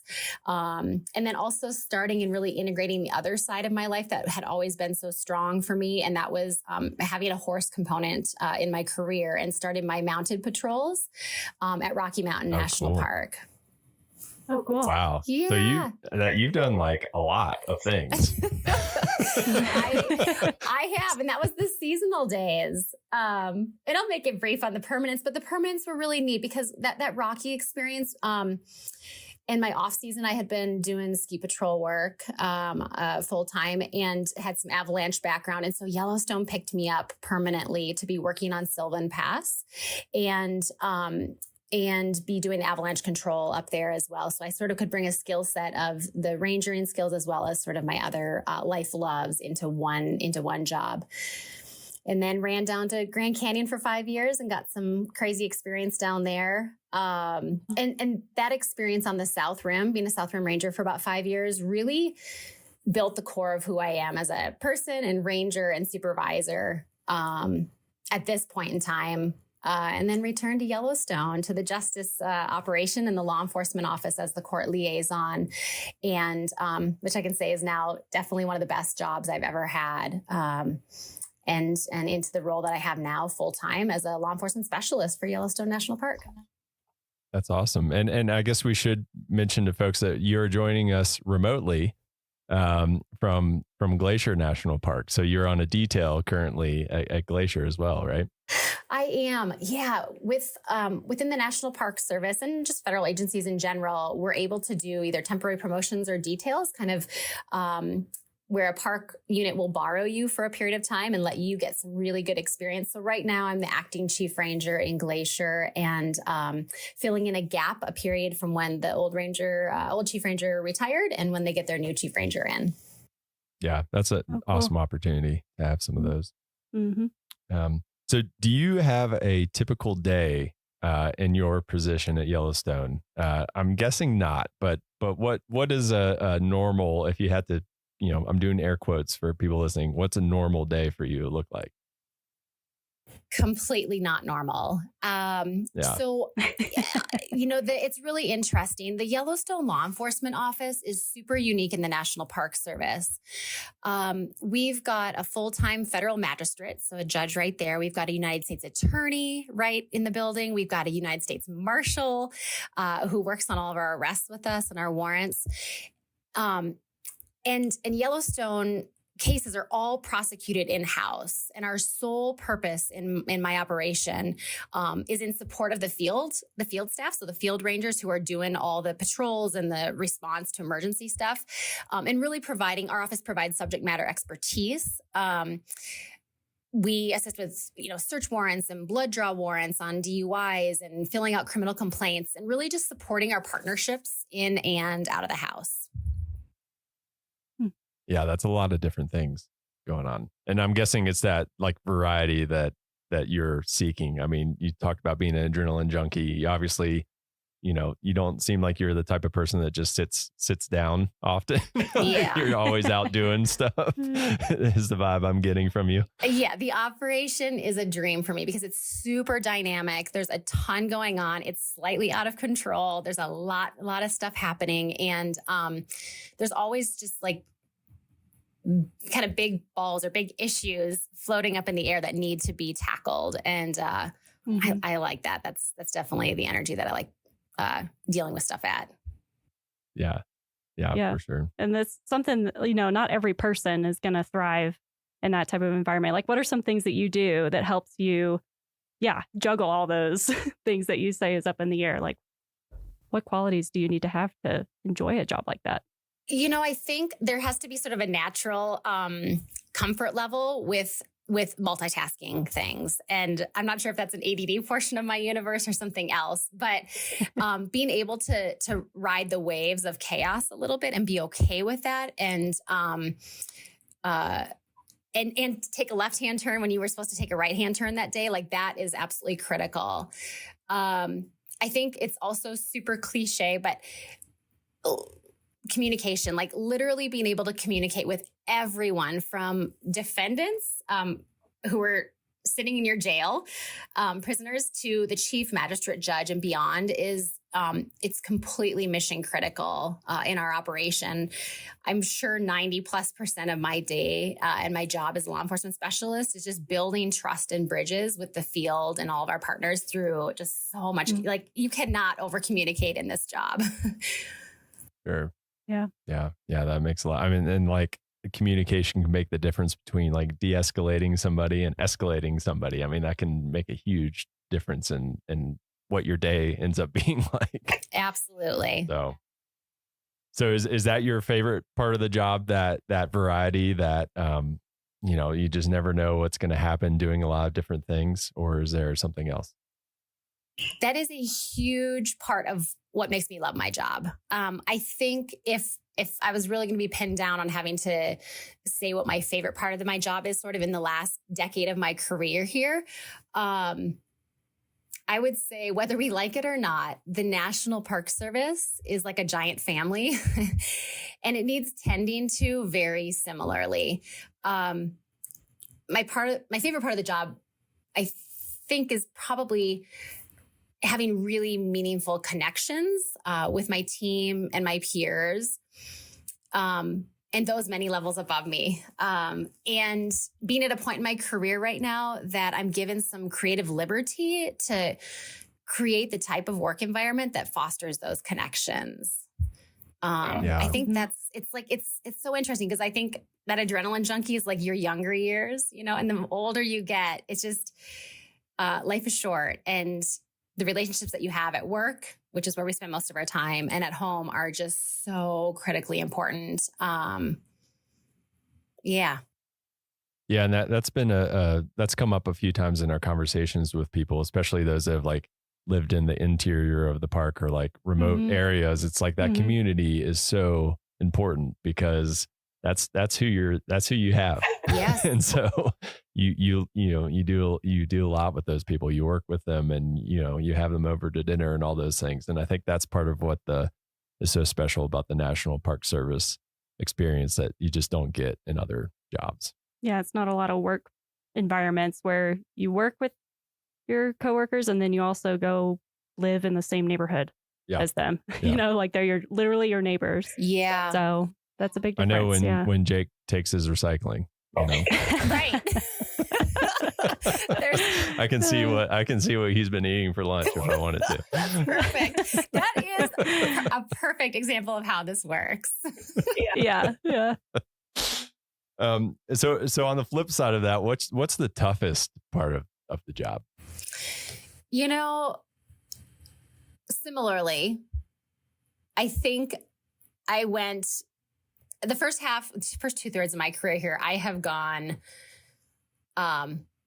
full-blown energy. Like, I've done things at 1,000% and really kind of gone full send on everything. But it takes a toll. Like, this career is not for the faint of heart. We see a lot of the underbelly and the darker sides of society, and to have to deal, and we have to deal with the aftermath of all of that. It is us. We are exclusive jurisdiction here. We don't have other agencies coming in to sort of take the case from us. It lays in our hands. Yellowstone sees up, 2 to 3 million people in a really condensed portion of the year in the summer there annually. And all of those visitors and those of us living in the park bring our issues and problems and addictions with them and with us. And so it's really critical at this stage in my career, and we've seen the aftermath of not sort of dealing with some of that stuff and talking about it, that we actively process the cumulative work stress and the trauma. And thankfully, Yellowstone National Park is at the forefront of supporting their team with the Yellowstone Resiliency Project. And the National Park Service is building out some exceptional peer support, mind-body wellness type programs to support us proactively for a fulfilling career, but more importantly, for our well-being the day we retire and beyond. And so we're still coming out whole. And that has been a huge culture shift that has accelerated, I would say, in the last 3 years. And so the toughest part of my job is like the loss that we see through trauma and, undealt with issues. But also just the light in that is that I've got the opportunity right now with my own career to, hyper focus on those things and be part of shifting a culture nationwide, really. Yeah, that's awesome to hear. I mean, especially, we all take our jobs home with us somewhat, but in your position, especially, I'd imagine that that's like one of those things that's really hard to not take home. And, I mean, that could really eat away at you if you don't take care of yourself when you're home with your family. Mm-hmm. Yeah, absolutely. Yeah, and you mentioned the Yellowstone Resiliency Project. I'm not sure, a lot of people might not know what that is. Do you mind just telling people a little bit about what that entails? Yeah, so the project came about in cooperation with the Yellowstone. I believe with Yellowstone Forever was where that partnership really came about after the Yellowstone flood and after the loss of some coworkers to suicide. And there was just some forward thinkers and support from the superintendent's office and the chiefs to move forward in that partnership to fund mental health resources in Yellowstone. I mean, one of the most amazing parts about living in Yellowstone is its remoteness and its disconnect from the rest of the chaos of the world that's happening around us. But the downside to that is we have a hard time with resources and getting them. And so the Yellowstone Resiliency Project has funded bringing in healthcare providers for counseling and touch bases and just connections. So we're not kind of going through these big life events and sort of suffering on our own. And there's, bigger conversations that are sort of happening on like where next, what next for these programs. But absolutely critical for every division in the park to have this resource to be tapping into and just normalizing the conversations around it. I mean, this is the human experience that we have right now, and nobody is alone in their suffering. We all go through it. And just the pressures of life, create environments that we need to take care of ourselves and one another. I mean, that's just the reality in the Park Service is we have to take care of one another. So this Yellowstone Resiliency Project is brilliant. The folks that are working on it have just done an incredible job implementing it. And we are so lucky to have that team working for us. Yeah, definitely forward thinking. That was the key point I think you brought up there. It's like one of those things that plays dividends. It's you're playing the long game when you're investing in people's mental well-being. And so that's awesome. I guess cycling back to kind of your career, it sounds like you've had a lot of moments that you could probably choose as a defining moment. Do you have one defining moment that you would say, kind of defined your NPS career or set you on a trajectory or that you can look back on? I think about it often because I get asked that a lot. Like, what's the best park you've lived in? What's the best position you ever had? And I can honestly say that I am so, like, at the core of my being, I am so incredibly proud of every single job that I've had with the National Park Service over the past 23 years. I'm so proud of myself as a GS3 at Assateague Island. Like, that I ever even like stepped into it and got that job. I would say it all builds on itself. It builds character. It builds who you are to the core of your being in each of these positions that you're in. And I would say just sort of sitting here in this window now, like watching the snow dump, on Glacier Park, the acting chief ranger in Glacier National Park right now is one of those highlights. And I feel so honored to have the support from my Yellowstone team, which is like my core team, to take on this role and to have this connection now with yet another incredible gem of a park and the amazing people that call this place home. Yeah, you have all these connections to places where people like they're on people's bucket list. Like they're happy to just make it to one of those in a lifetime. And you've got all these special memories at so many, and we all do. I mean, that's kind of why we all do what we do, I guess, in a way. So lucky. That's awesome.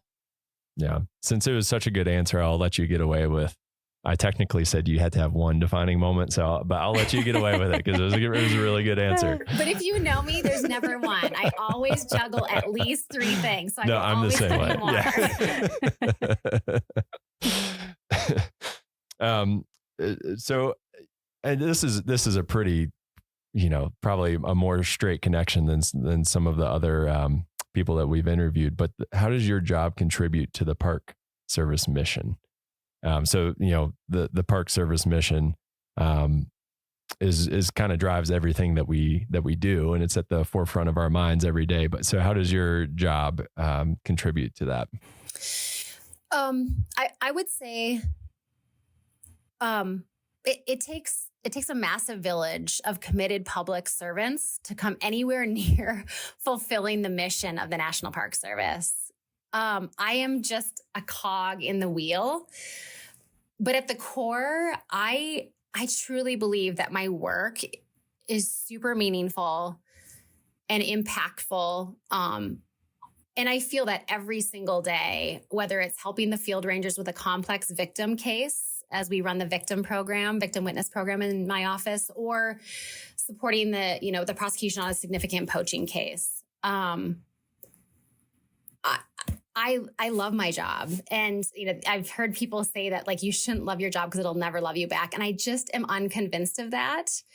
And I think you need to find deep joy in the work that you're doing and believe truly that it's making an impact and it's for the greater good. And I never question that, no matter how hard my days are. I know that like I'm giving back way bigger than I'm getting, and I'm totally okay with that. Yeah, that's awesome. Well, and someone has to keep Ashton with her 5 foot by 5 foot hitchhiking sign. You got to keep me in check. On the right side of the law. Unreasonable, Ashton. Hey, I went big. Yeah, Can't blame these me for people that. in check over here. So for those of people who are listening to this and are just like, wow, that sounds like an awesome job. Like me, like I'm like, wow, that sounds like, so what series do I look at in USA Jobs to do what you're doing? Yeah. So the series that post on USA Jobs, which is where all of our federal jobs are posted, is 0025. So right now that's the Ranger series. And at some point there may be a shift in that, but right now 0025 Park Ranger Law Enforcement is what folks would be looking at in USA Jobs.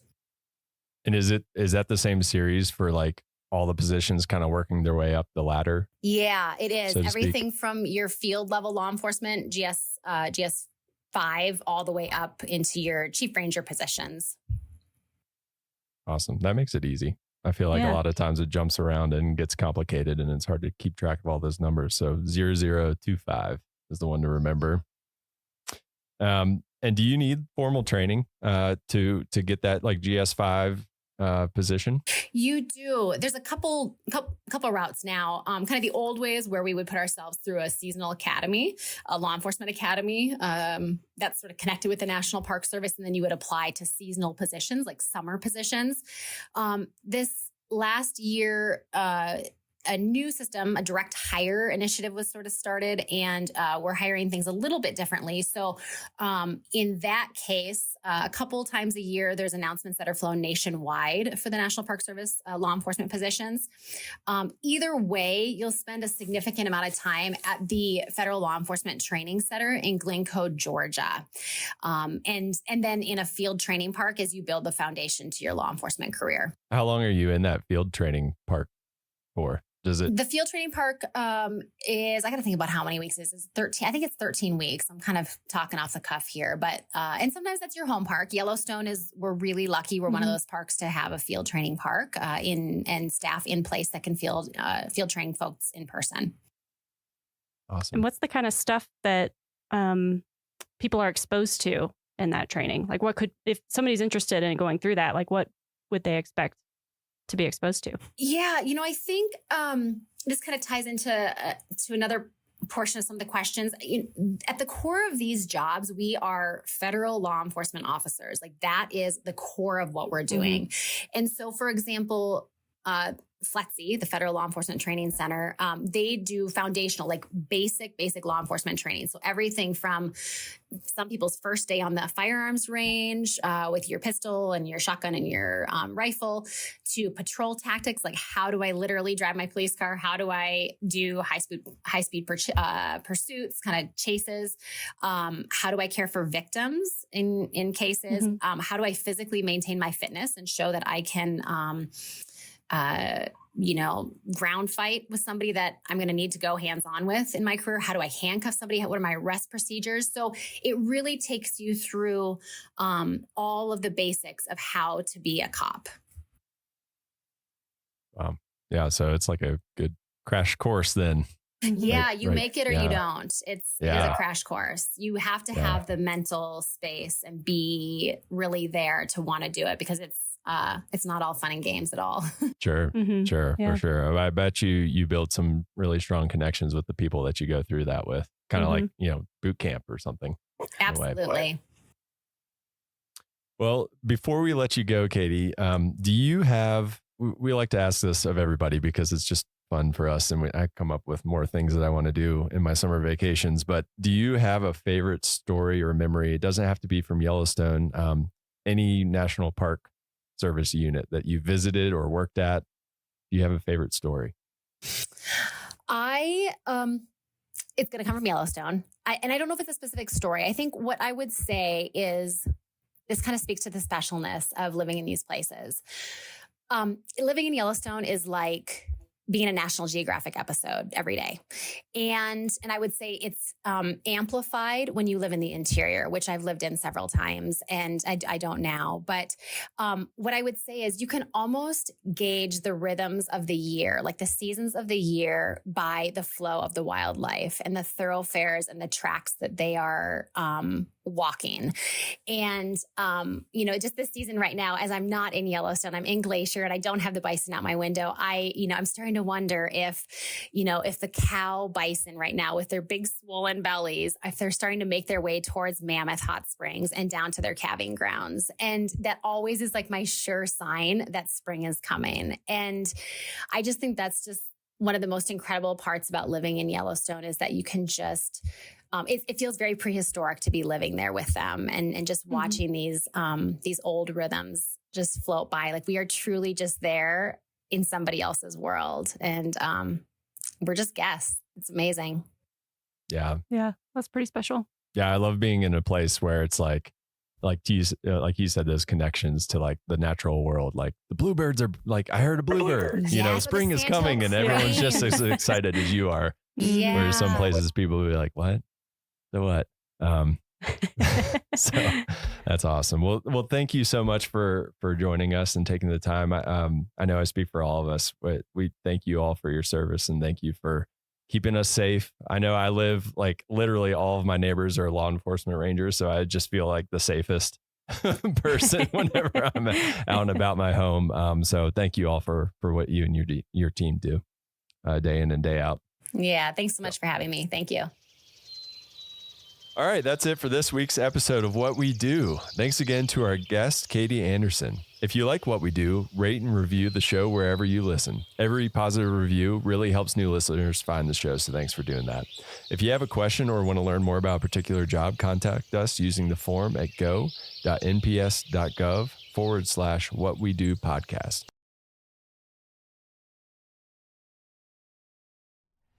Good morning, everyone. This is Ranger Jake here in Yellowstone National Park, and today we're filming in Mammoth Hot Springs area. Over my shoulder, we have Mount Everett's in the background, and I'm joined today by our bear management biologist, Carrie Gunther, and that's because today we're going to be talking about the past, present, and future of bear management in Yellowstone. So I want to thank you for joining us in this next installment of our 150th anniversary virtual video series.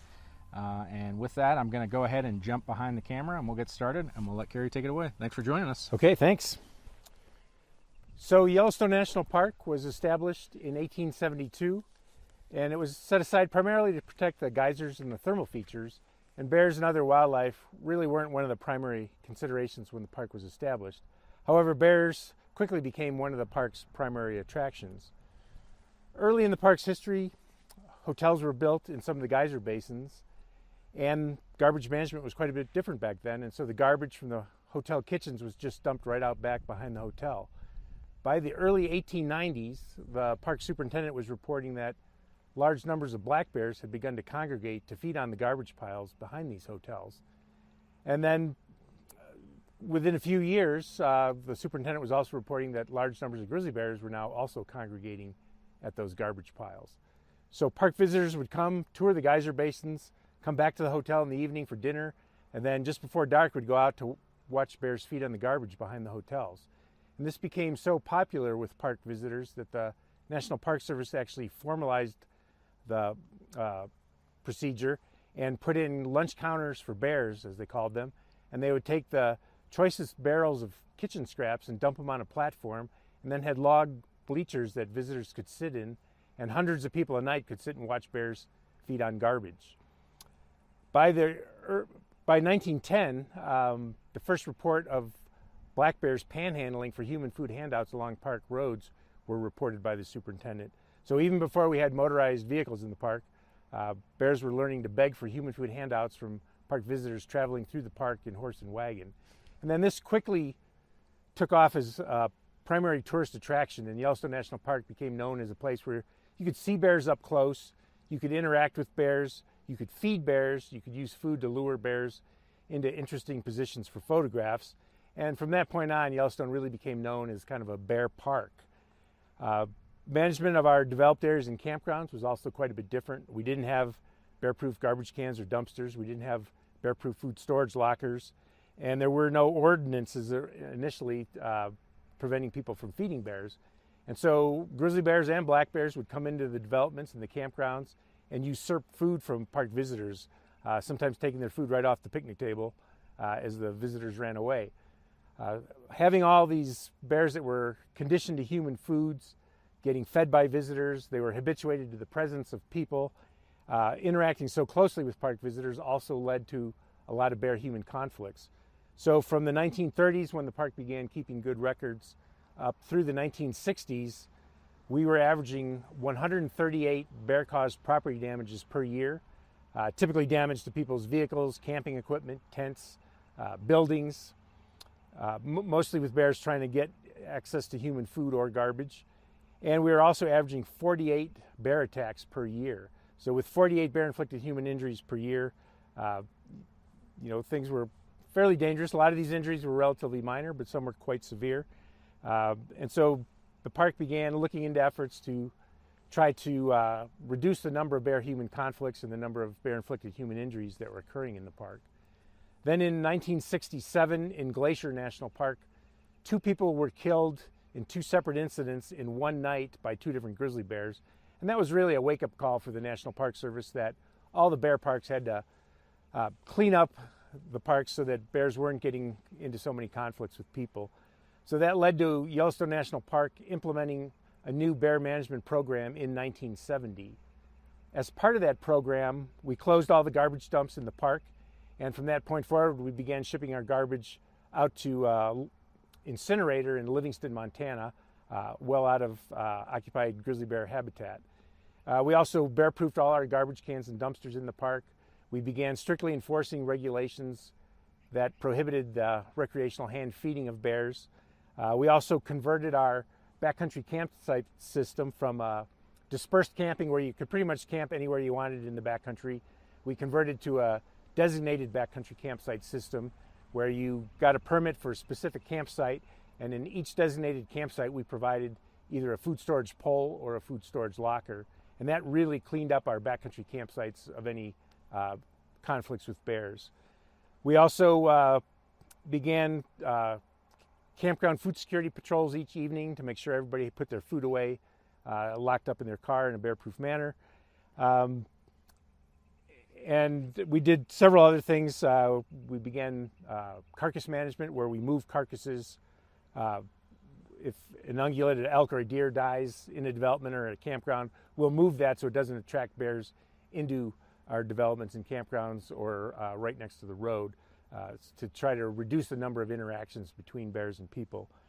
Now, bears had a tough time coping with the loss of the human food handouts and garbage, and so a lot of bears persisted in trying to obtain human food and garbage, and often damaged property in the process. So a lot of those bears were removed in management actions, and so that 1970 management program initially led to very high human-caused mortality, as these bears that had grown up mostly eating garbage were removed from the population if they couldn't figure out a way to persist on the native foods found in the park. We also saw that our cub production declined, so average litter size went down. The first age that adult females would have their first litter, that increased. Bears were older before they have their first litter. And then the interbirth interval, so the number of years between litters, also increased. And this was probably due to bears that were used to feeding on garbage, didn't have that garbage to supplement the native foods, and so they lost weight, and then cub production declined, and cub survival also declined during that period. And ultimately, this is what led to grizzly bears being listed as a threatened species in 1975. So for about the first 5 years of our new 1970 management program, things weren't going very well as far as the bear population was declining due to that high mortality combined with low cub production and survival. However, over time, we learned how to reduce human-caused mortality of grizzly bears in the park by preventing them from ever getting into human foods.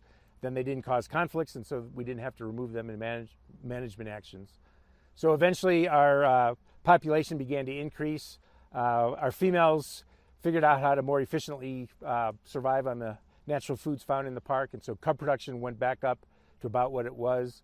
Average age of first reproduction declined again down, so bears were having their first litters at a younger age, and then that interbirth interval also got shorter. So females were producing more litters and having better survival of those cubs.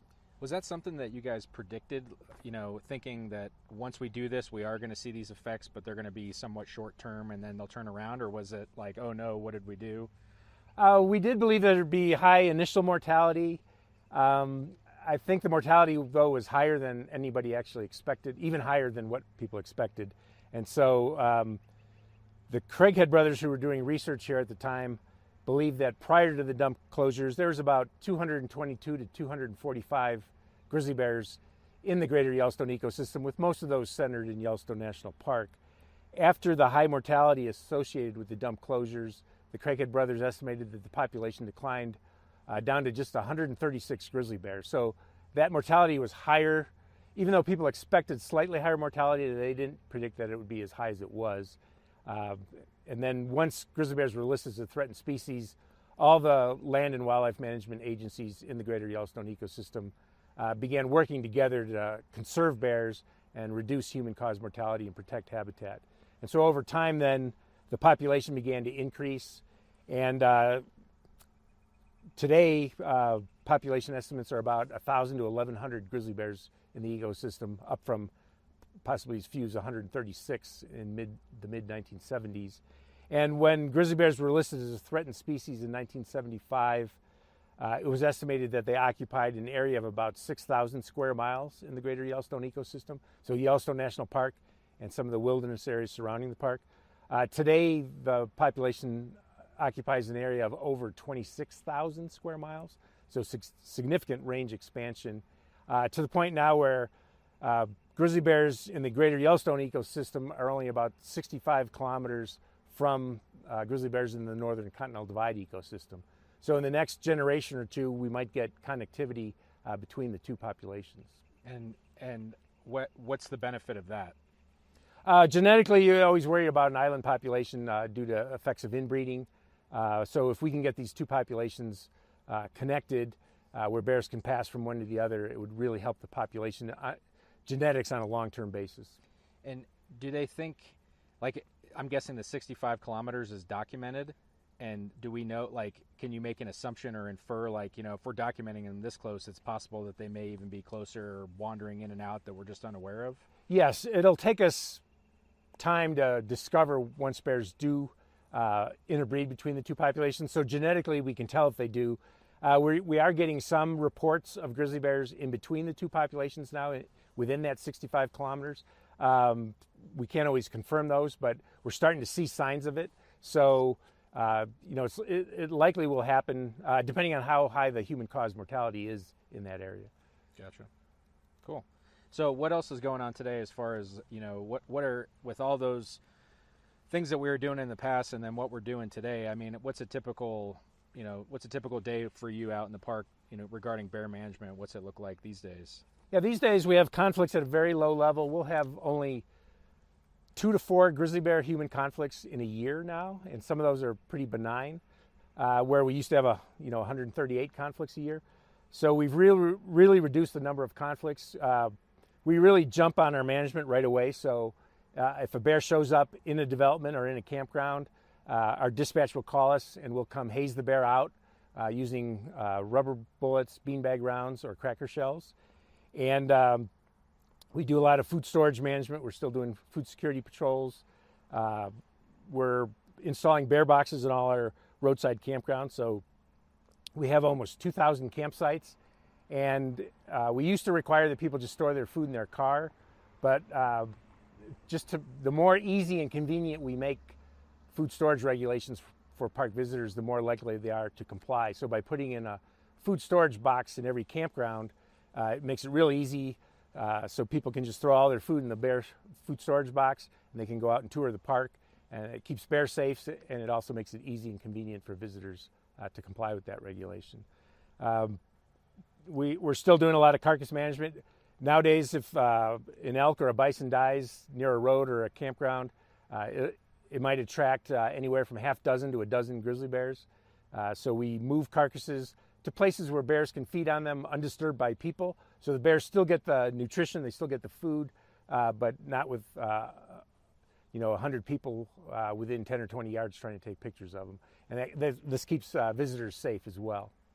And what about just like typical, like even when there's not a grizzly or not a carcass on the side of the road and bears are moving around, what's it like for a visitor coming, viewing bears these days? What's some good practices that they should follow? Yeah, seeing bears is very common today. So we'll get, thousands of reports a summer of people seeing bears. Some bears still get very used to people, but they're not getting human food. So they'll be feeding in the meadows right next to the road. And, those will create big bear jams where all kinds of people stop to view and photograph and just appreciate bears. And so what we ask in those situations, be considerate of the bear. The bear really just wants to be left alone. But, you can take your pictures and stuff. We just ask that all visitors maintain at least a 100-yard distance from bears. So if the bear is moving towards the road to cross it, don't get in front of it. Move away so you maintain that 100 yards. That makes it safe for the visitor, safe for the bear. Don't follow, approach, or encircle bears. A lot of times everyone wants a front row seat for a picture, so they'll form a big circle around a bear. Bears might get a little agitated and nervous if they feel enclosed in by that many people. So, treat the bear with respect. Think about the poor bear that's out there. He's a bear. He just wants to be left alone. He needs to be feeding in those meadows. Don't be running. A bear that might cause a bear to chase you. Don't be yelling and making a lot of noise. when you're at a roadside traffic jam, be respectful of the bear and maintain that 100-yard distance. And what about people in the backcountry? Is there any particular, or if you're hiking, if you're getting away from the road, is there any particular thing that we, want to impress on people? Yeah, so backcountry hiking, we like to reduce injuries as much as possible. We currently average just 1 injury per year, and it's typically a surprise encounter, usually a solo hiker that has a surprise encounter with a female with cubs.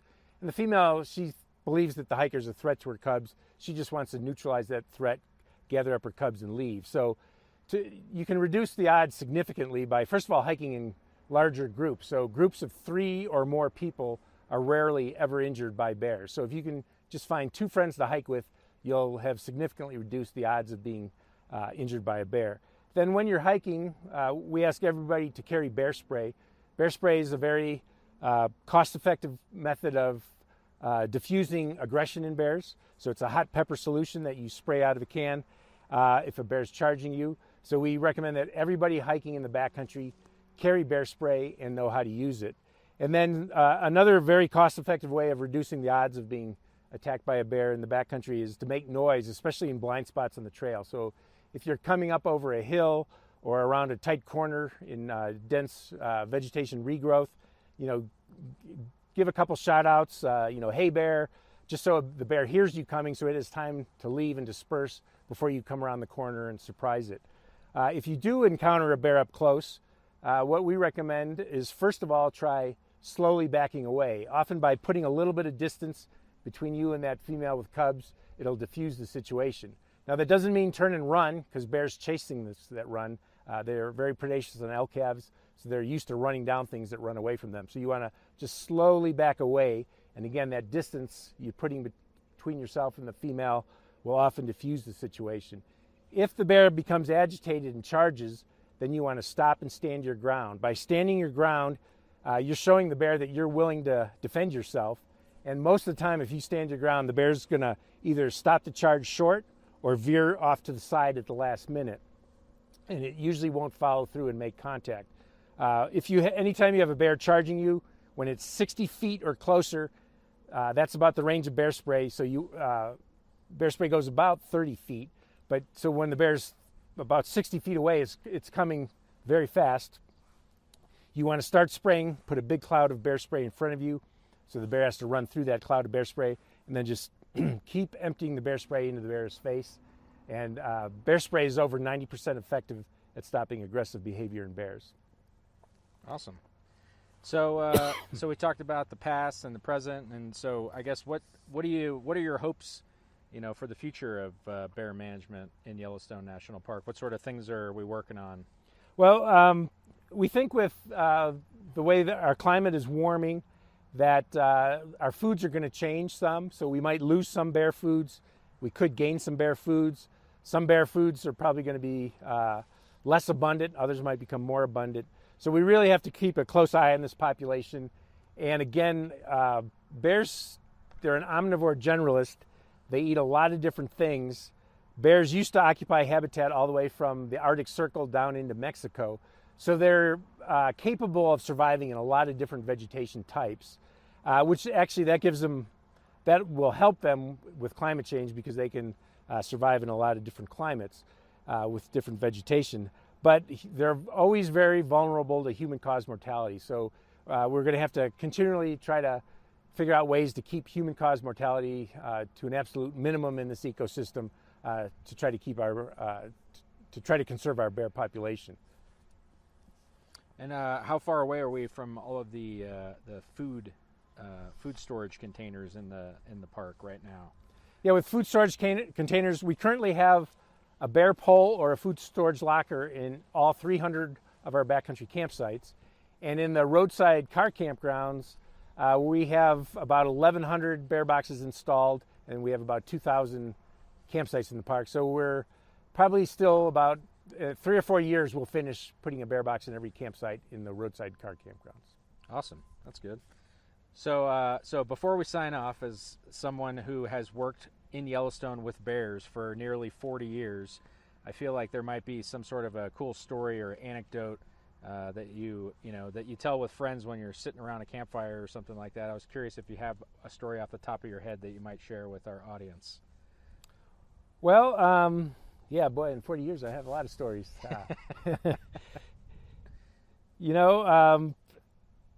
With bears, I think what I find so unique about bears is they're all individuals, and they're extremely intelligent. So they're a lot like humans. Unlike elk, all elk seem to do about the same thing, but each bear's an individual, and they have a personality, and bears will play and have fun. They'll be mad and upset.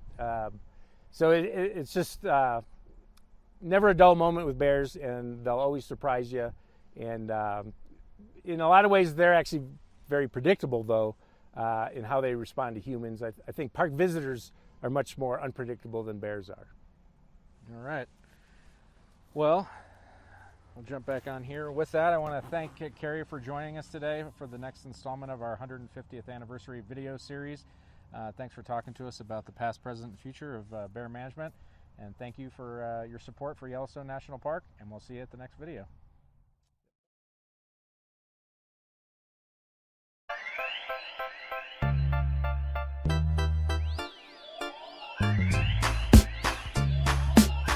Hello, and welcome to the U.S. Geological Survey Corecast. I'm Leslie Gordon, and today I'm speaking with Dr. Jake Lowenstern, the scientist in charge of the USGS Yellowstone Volcano Observatory. Hello, Jake. Thank you for spending time with us. Thanks. Well, I understand that we've seen a lot of activity in the Yellowstone area, earthquakes and such. Can you explain to our listeners what you've been observing and what's going on? Starting on the evening of December 26th, there was an earthquake swarm that involved over 500 earthquakes over the following week or so. And a swarm is when you have, instead of a big earthquake followed by lots of smaller aftershocks, as we call them, that are much smaller, swarm is a packet of earthquakes that is close in time and space in one particular area, one particular time, and there isn't any large earthquake relative to any of the others. So, have you seen anything else in addition to this large swarm of earthquakes? So far, it's just been seismic activity. There hasn't been any other changes in the surface, the thermal features at Yellowstone. There hasn't been any obvious ground deformation that anybody has seen up to this point. But some of the earthquakes were up to magnitude 3.9, I think, was the largest, and probably 10 or so were felt by the people living in the fishing bridge area at the north end of Yellowstone Lake. Is this anything that we should be concerned about, or what do these swarms of earthquakes mean? Well, swarms at Yellowstone are a very common mode of earthquake occurrence. Every year we have a number of swarms. Usually they're smaller than this one. This was a very energetic swarm, and probably the most energetic swarm since 1985. So it's not unprecedented. On the other hand, it's an energetic swarm. People were feeling it, and it's an area where there are thermal features, and so anytime there's earthquakes near thermal features, we worry about the possibility of explosions of the groundwater system. And is there a large probability of explosions or other activity? Is this something that we should be worried about? Well, it's always something that can happen. Anytime you live in an area where there are earthquakes, where there's volcanic activity, or where there's these hydrothermal features, there are geological hazards associated with them. And so that's why we're there, is to monitor the system, to see what's happening, and to let the public know if there's any danger for any of the people who are in that area. So you and your colleagues at the University of Utah and the Yellowstone National Park are continually monitoring the situation, and you would let the public know should anything arise that's unusual. Sure, that's the Yellowstone Volcano Observatory is set up as a partnership to provide warnings. That's what we're there for. And so we get the information, we share it with the park and with the public as we learn it. And in this case, people found out about the earthquake swarm. People were able to see the events as they were happening on the internet, and there was in this case no need to get people out of the way because we didn't think that the earthquakes were going to cause any harm. Okay. Is the earthquake activity continuing like we saw it a week ago, or what's happening today? No, most of the activity curtailed in the first couple days of this year. And so right now there's very, very little earthquakes happening at Yellowstone. Well, let me hear a little bit of background about Yellowstone. I think most people know that Yellowstone is an ancient volcano. Can you tell us a little background about that? Yellowstone has been a very, very active volcano over the last couple million years. Some of the very largest eruptions that we know about on Earth have come out of the Yellowstone Volcanic Center. The most recent of these really large events was about 640,000 years ago. It formed the Yellowstone caldera, and it sent ash over much of the United States. These kinds of eruptions are sort of global events. There have been a number of volcanic eruptions since then, are much smaller in scope and have fairly large lava flows, but not the sort of event that would shake the nation or would have any kind of global effect. And so the last of those volcanic eruptions was about 70,000 years ago. Since that time, we've had many large earthquakes, we've had steam explosions, some of which have caused craters that are a couple miles across even in some cases, generally much smaller than that. So these are all the sorts of things that can happen, and they're the kinds of things that we keep an eye on. So a lot of the things that Yellowstone is famous for, all the hot springs and boiling mud pots and the geysers, these are indications of the remnants or the fact that it's still very hot underground. The Yellowstone hotspot is what it's called, and that is an area of melting in the Earth's mantle. And that melting creates a basaltic magma that rises into the crust. That melts part of the crust, and we have a magma chamber. There's actually liquid rock and crystals that are sitting maybe 4 or 5 miles beneath the surface. That releases a lot of heat. That heat rises, it boils the groundwater system in some cases, and creates all these fabulous thermal features that we see at the surface of Yellowstone. So if I want to know more information and I want to keep up to date and see about these earthquake swarms, how can I find out more information and watch what's happening at Yellowstone?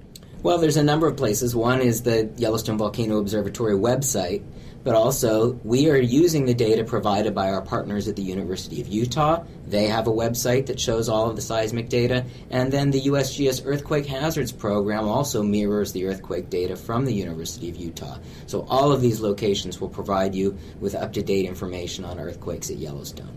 Can you tell us what the URL is for the Yellowstone Observatory? Yeah, it's volcanoes.usgs.gov/YVO. So, Jake, what are some of the challenges that you face while monitoring hazards at Yellowstone? One of the amazing things that we see during these kinds of events is how many people are out there looking at the data and trying to interpret it on their own. Sometimes they do a great job of it. Sometimes they confuse other kinds of signals like wind and snowmobiles and other features that might look like earthquakes, but indeed might not be earthquakes. So it's a challenge for us not only to keep up with the science, but to keep up with the sort of furor out there of people who are trying to do their own interpretations on the side, and to keep everybody happy and everybody thinking about the real end game of making sure that people are safe. Thank you. Jake Lowenstern, thank you very much for chatting with us today.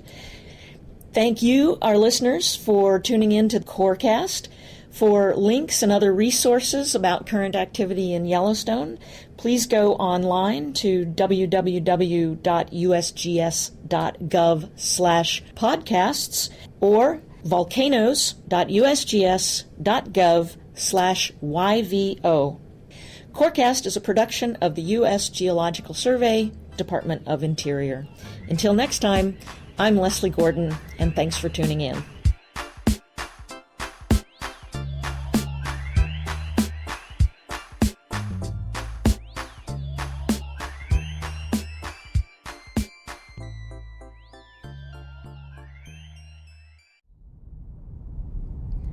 So I'm out here in Yellowstone National Park's Lamar Valley.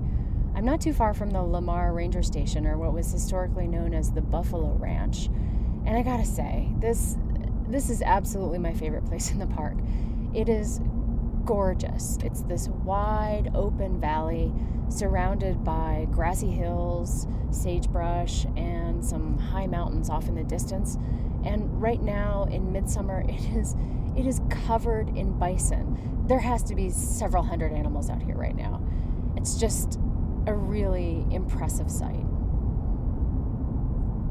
So it's the bison rut, or the mating season, and while these animals are out here doing their thing and trying to attract mates, they have some really pretty charismatic behavioral displays. But it's the vocalizations, or these bellows, that are so prevalent this time of year that I think are so cool. So I'm out here to check it out. Oh yeah, here we go. It's a bison jam. They're crossing the road.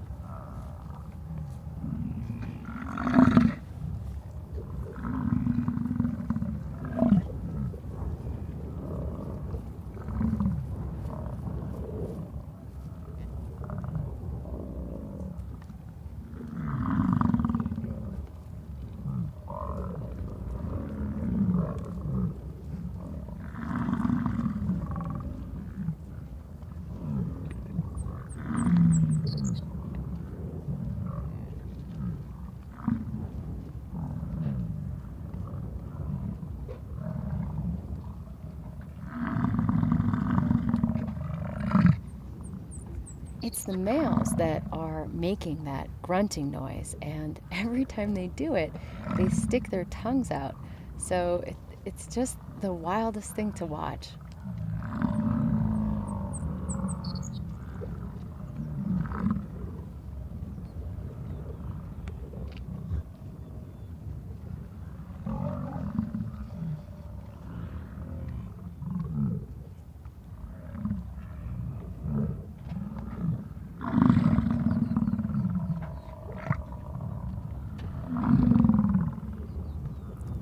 Pretty spectacular. I'm crazy about these animals. I'm Jennifer Jarrett, and I am an associate editor for Yellowstone Science here in Yellowstone National Park.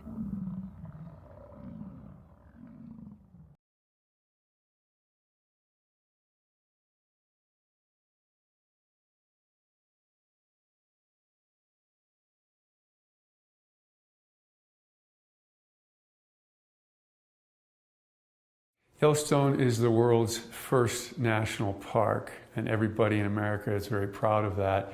But there's been a struggle to figure out what a national park should be like. And probably one of our founding philosophies is it should be natural. It should be a natural system that functions the way the Earth did before humans altered it. And so it was written into our policy that we're going to restore and protect natural systems.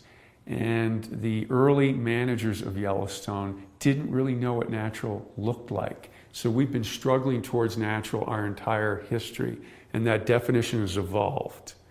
And that definition, the modern one, now includes you need to have natural predators.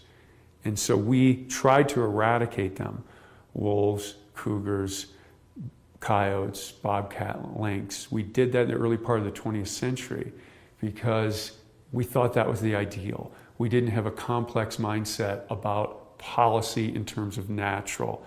And so we restored wolves because the Park Service policy changed towards what is a natural system that includes large carnivores like wolves. We also had the Endangered Species Act come about as law in 1973 that says we cannot wipe some species off the face of the planet. And wolves are very much under that umbrella too. So the best answer as to why wolves were restored to Yellowstone is it makes it a natural system. It was the law, but finally people wanted it. The public's view of nature has changed and evolved. So creatures that were previously considered bad, scapegoats, have now had an image alteration, and a lot of the public demanded that we bring some of these animals back.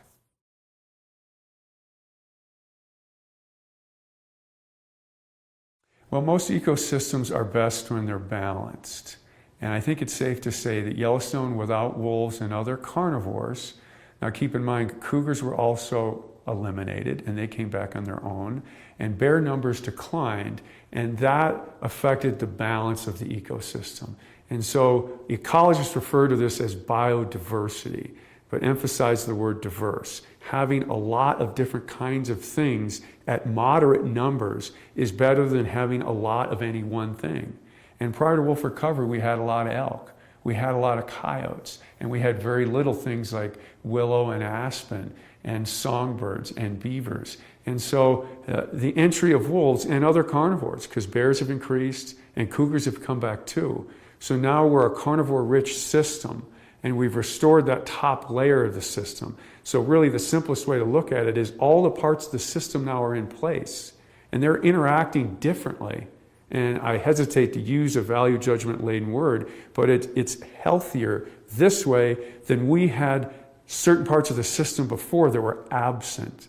So all those things functioning together has made nature look like it used to before we started managing it.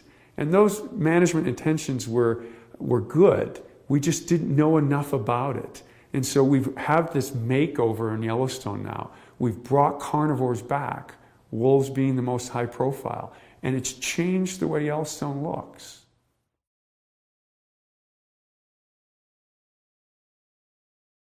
Elk are perhaps the most controversial and talked about aspect of wolf recovery. And that's odd because elk are a species unto themselves, but many people equate Yellowstone with elk. That's arguably our most famous species. They've been debated and studied since the late 1800s. Elk are iconic in the West as a huntable species. And so elk are very important, and wolves eat elk. So do cougars, so do bears, so do coyotes. A lot of things eat elk. People eat elk. And so the system in many ways hinges on elk. So what wolves and other carnivores do to elk is very important. And very simply, prior to wolf recovery, predation pressure by natural carnivores was very low. No wolves, no cougars, few bears. Bears were here, but their numbers were lower. And that caused the elk population to grow to very large numbers. In fact, a lot of ecologists and scientists criticize Yellowstone for having too many elk. The effect of elk was so dominant on the ecosystem that they suppressed other things. To the point where managers outside the park were hunting elk at high rates to try and depress this burgeoning elk herd. With our wolf recovery in the mid-90s, with natural cougar recolonization, with growth in the bear population after decades at low numbers, predation pressure has increased, accompanied by the management practices outside the park where people were hunting elk. All of these things together have caused the elk population to decline. And the Park Service considers that a success story. And that's hard to describe to a lot of people, especially some people who can't understand how less is more. We live in a culture where more is always better, but fewer elk brings about that ecosystem balance, that biodiversity that the Park Service seeks as natural. And that's a very important goal for the Park Service. And so having these large carnivores, and Yellowstone may be the place in the world that's got, in North America, that's got the best mix of diversity and density of large carnivores, that will affect the elk population to lower. But we're arguing as a Park Service that that's more natural or healthier, which is defined as better for the system. And this is a very hard thing to convey because a lot of people liked a lot more elk. It's better hunting. And so this is a complex relationship. But wolves have contributed, not solely, to a decline in elk.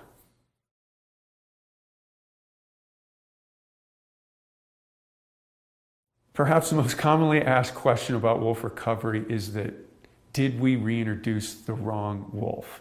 And this is a long answer, so I'll try and make it as short as possible. Our naming of nature is an artificial system developed by Carl Linnaeus, a Swedish monk in the 1700s. And I don't want to criticize Linnaeus, and he did a great job. But essentially, it's an artificial system putting names in parts of nature that might not be actually different things. But there are different things in nature. You have plants and animals, and they're different, and we can call them that, and it works.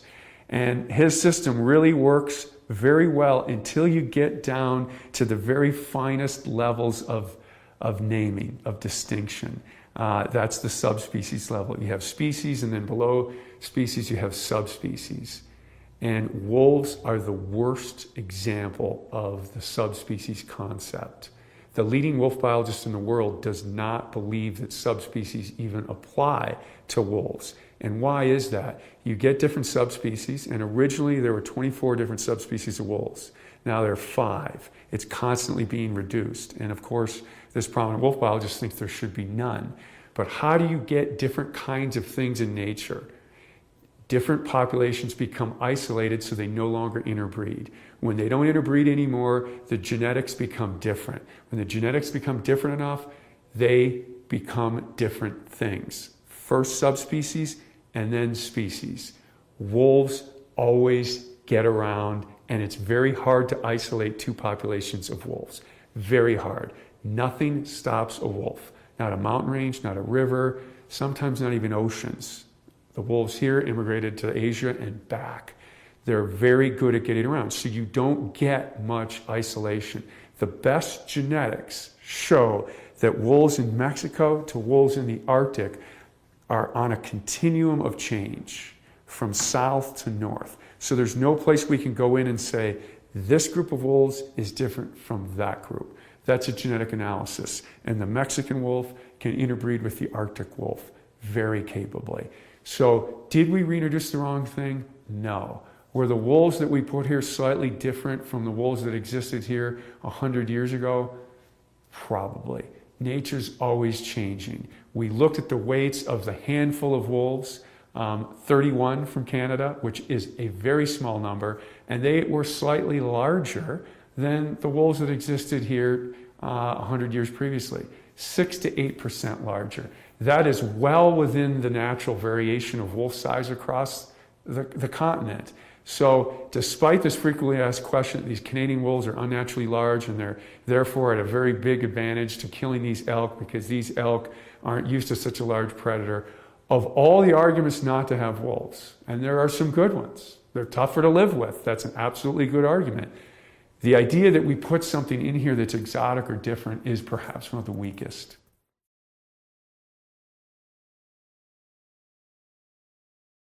Wolves do not kill for sport. That is a fact. Why? The average wolf weight, if we threw all the wolves together, males, females, subadults, adults, pups, is about 100 pounds. The average cow elk's 500 pounds, the average bull elk's 750. They risk injury or death. When you attack something 5 to 7 times as large as you, that ain't a fair fight. So they risk tremendous injury or death trying to take something on bigger than them. So they prey on things in a risk-averse fashion. They only kill what they need to exist, and we've got great data on this. Will they kill more than they can eat? If the risk equation balances out in their favor, they will.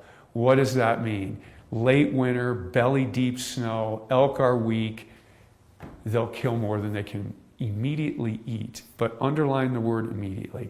We had a situation in March 1996 where one pack of wolves killed 5 elk in one day. And they cycled back and ate everything on those 5 elk in over a 2-week period. Now they were competing with ravens and coyotes and magpies and eagles because they were trying to consume it too. Because as everybody knows, the bounty of nature is shared and competed for. So they went back and they tried to eat it all. But that is common predatory behavior. When you can get an edge, when you can get more food. Humans do this too. When oil is cheap, we burn more oil. When wolves can kill more elk, they kill more elk. Because why? That equals more pups. But they only do it when they can. So on average, wolves do not kill healthy elk. It's too hard. If all you can eat are healthy elk, the wolf population goes down. Wolves make their living on vulnerable elk. And so their population waxes and wanes based on vulnerabilities. And hard winter is a vulnerability. But so are things like age and health status and condition, bone marrow, all these different things affect elk vulnerability. And that's what's important to wolves, and that's what they're shooting to take advantage for. Remember, there's no creature in nature that doesn't look for advantages. So no, they do not kill for fun, but yes, they will kill for more what they can immediately eat, but if left alone by humans, and this is very important, I get sent emails all the time showing an elk killed by wolves and not eaten, but there's tire tracks, there's human tracks, there's horse tracks. The wolves were bumped off the kill. People found the kill to take a picture of it. Left alone, as we've demonstrated here in Yellowstone, and we've seen it more, killing a couple elk sometimes is fairly common. If they're not disturbed, they'll eat everything. They won't do it immediately because they have a capacity on their stomach. So very, very important point. Killing for fun or bloodthirsty reasons is not true.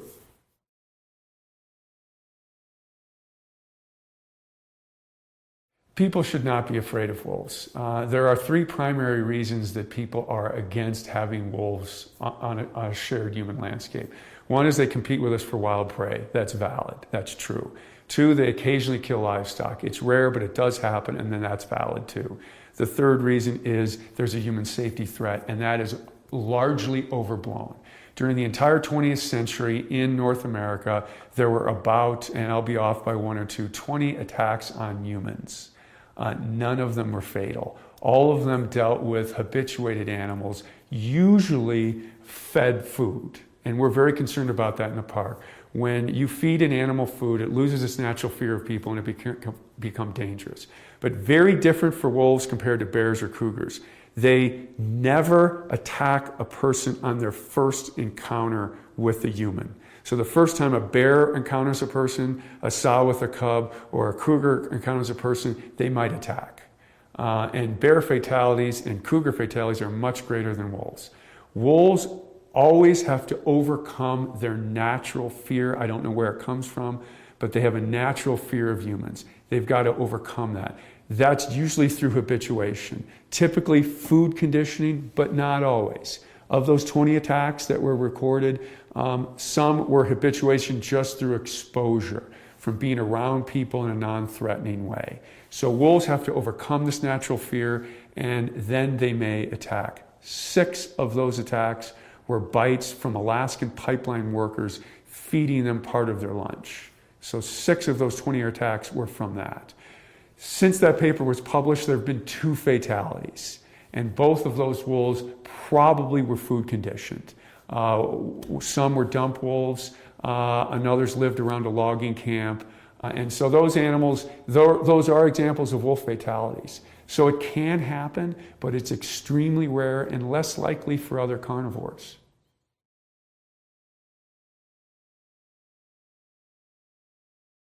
A big question that's often asked about wolf recovery was, you said the wolves are just going to stay in the park. And I'm fine with wolves in the park. I just don't like them out, because when you leave the park, it's a very much a human-dominated landscape. That's another misconception of wolf recovery. The plan written to restore wolves to this region never said the wolves would stay in the park. And it's different outside the park because wolves are managed by the states, and so they have different policies and objectives than the park does. The park generally stated management philosophy is preservation, which means no use. That's not a pure definition, because we do manage other species. The state's objectives are largely conservation. That means wise use. Both of those objectives are fine, and they're determined by people, and neither one is better than the other. They're just different. And so naturally they clash a little bit, because there's no wolf hunting inside Yellowstone, and there is wolf hunting outside of it. Wolves have to live with people outside of Yellowstone. And that does create conflict. It is true to say that life is easier without wolves than with them, for the reasons I stated previously.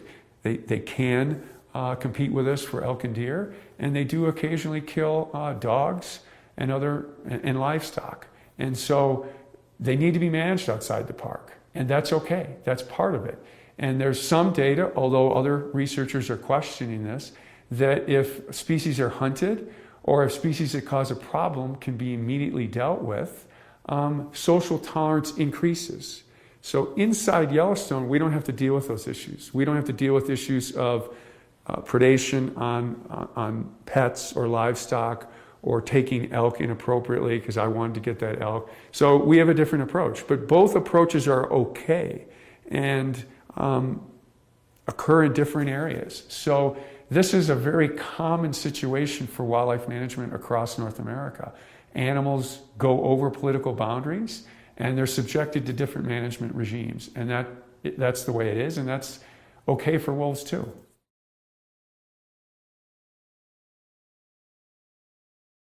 Yes, wolves that live primarily in Yellowstone have been killed outside the park. This probably has not affected the population much numerically. One year we lost 12% of our population in 2012. This year we lost only 4 wolves. Last year we lost none. So the number of wolves taken is highly variable and generally below 3%, except that year 2012 where it reached 12%. And it probably didn't even at that level affect our population numerically.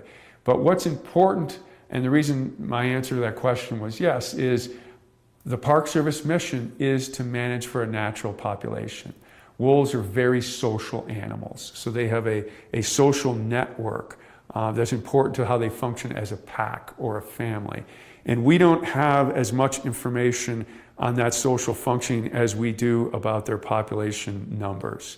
And we know that there is a harvestable surplus in terms of numbers, and that has not been exceeded so far for Yellowstone.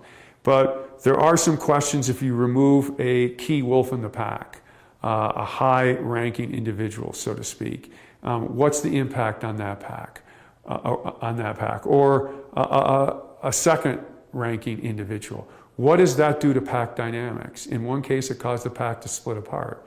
Was that because that high-ranking individual was removed, or would that pack have split up naturally? Those are important questions for the Park Service to wrestle with, because even though that doesn't affect the numbers of wolves, it affects how wolves live on the landscape and function to themselves. And places like Yellowstone hold this dearly, because most wolves across North America are impacted by people. And most biologists would argue at a sustainable level. We still have lots of wolves across North America, but we really don't know certain aspects about wolf life. And this social aspect is the one we know the least about. So if we're going to be managers of Yellowstone that pursue these ideals of naturalness, I think it's important to include all aspects. And so which wolves get removed and how that impacts the pack and the population, and importantly, the pack's relationship to each other, because they're always competing against each other.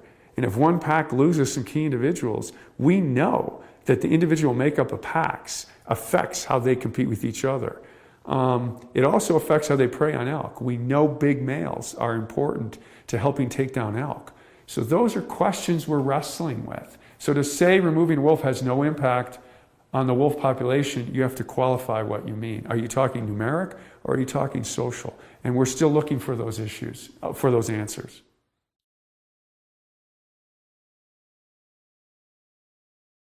Wolves are one of the most studied species in the world. Beginning in the late 1950s, they weren't. And because of the problems that are associated living with wolves, a lot of studies were kicked off in the 50s and 60s. And now they're one of the most studied animals on the planet. And so it's hard to advance your knowledge in that kind of arena. But Yellowstone has. There was a book published in 2003, which was a review of all the science done on wolves up to that point. And in the introduction of that book, the author said we've tried to include as much knowledge as Yellowstone has learned in the first few years, but Yellowstone holds the most promise to unlocking some of the wolves' secrets that are so far unknown.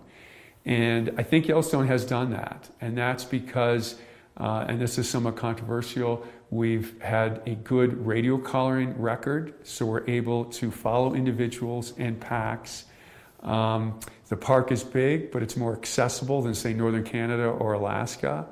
And about half our population is viewed daily from the road. And this is an odd feature of recovery that I didn't think would occur. I thought wolves would be more secretive and shy, but we're getting information about pack dynamics, about individuals, about predation, about interactions with other species on a daily basis. And there's no other study in the world that's doing that. And then we do the traditional things, radio tracking, airplanes, genetics, drawing blood, looking at disease exposure, that all the other studies do. So you combine the traditional scientific methods with citizen science and daily observation and a public that loves to come here and see wild nature. And again, I can't overemphasize how important wolf recovery has been just to public enjoyment. Yellowstone is the best place in the world to view wolves, and people come here to do it, and that's immeasurably important to the park's goals and policies, that people see intact nature. So yeah, Yellowstone has changed the world's view of wolves. And we're in the news all the time. And I think having positive news out there about wolves, because to be honest, there is a lot of negative, because they're hard to live with. But having Yellowstone there, providing this positive, good news, has been very important, not only for Yellowstone, but what we know about wolves and the image of wolves worldwide.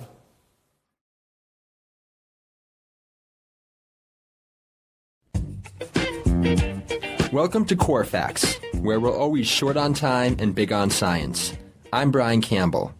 Today's question is, why is Yellowstone called Yellowstone? Contrary to popular belief, Yellowstone was not named for the abundant yellow-colored rhyolite lavas in the Grand Canyon of Yellowstone that have been chemically altered by reactions with steam and hot water to create vivid yellow and pink colors. Instead, the name was attributed as early as 1805 to Native Americans who were referring to yellow sandstones along the banks of the Yellowstone River in eastern Montana, several hundred miles downstream and northeast of the park. And now you know. Join us again every week for a new Core Fact. For other Core Facts, or for CoreCast, our in-depth science podcast, go to usgs.gov/podcasts. If you'd like to have a question featured on our show, give us an email at corefacts@usgs.gov or a phone call at 703-648-5600. Remember, long-distance fees do apply. Corefacts is a product of the U.S. Geological Survey, Department of the Interior.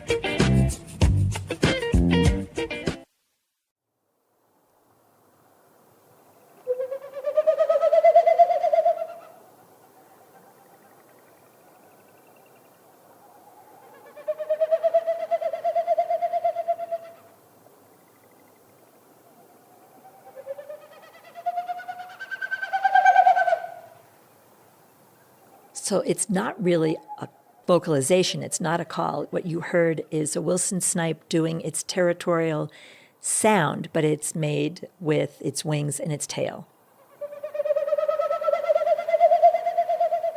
What male Wilson snipe do this time of the year, in the spring, they do this flight, these winnowing flights is what they're called. So each time they flap their wings, it pushes air through the stiff outer tail feathers, and it makes that woo, woo, woo, woo, woo kind of sound. They make that sound to establish their nesting territory and attract a female. It's a courtship sound.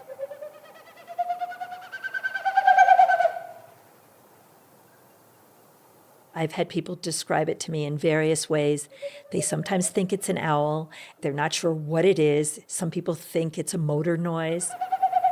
It's a metallic sound. It's going on over your head, so it's really hard to pinpoint where the bird is. Plus, the bird's tiny. It's about the size of a robin. They're actually very delicately beautiful when you get to see them up close. It's a really neat bird. It's a bizarre little bird. It's eerie, it's strange because it's often happening at dusk or at night, so it's coming out of the darkness.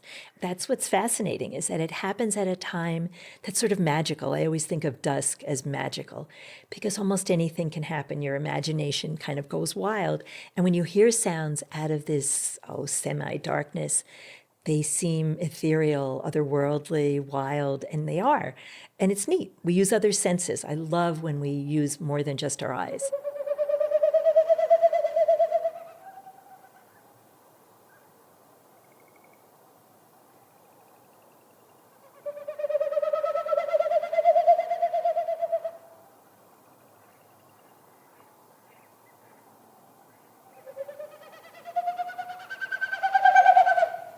I'm Katie Duffy. I'm the interpretive planner for Yellowstone National Park. I've been hooked on birds, obsessed with them for 40 years.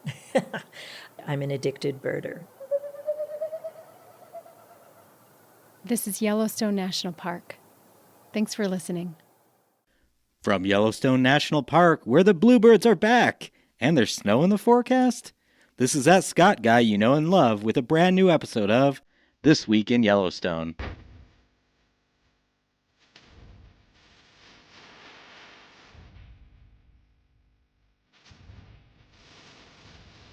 What's up, everybody? This Week in Yellowstone National Park from March 12th to March 18th, 2026, I'll tell you what you need to know to see bluebirds, let you know the main causes of death in Yellowstone, and share some tips on how to watch wildlife without putting the animals at risk. I'll also give you the complete weather forecast, the snowpack update, a trail to hike, the wildlife report, and everything else you need to have an incredible time this week in Yellowstone. Standard disclaimer, I might miss a few details here and there, so reach out with any questions you may have. I also mention park locations casually, so if you're unfamiliar with an area that I mention, a quick search can help. If that doesn't turn up anything useful, reach out to me. Also know that this report only covers the drivable areas of the park, which currently is the Northern Range. Finally, in this intro, this podcast is a passion project. If you enjoy it, I'd love a review or a quick email. If you want to support my work further, you can check out my hiking and wildlife watching guidebooks or join me for a guided hiking tour in Yellowstone's backcountry. For more information, visit outdoor-society.com or just contact me directly at theoutdoorsociety@gmail.com or text me at 406-589-1873. This week's Yellowstone news. Yellowstone National Park's first grizzly bear spring sighting of 2026. There was that grizzly bear sighting in January. Doesn't really count because it didn't signify that all the bears are coming out.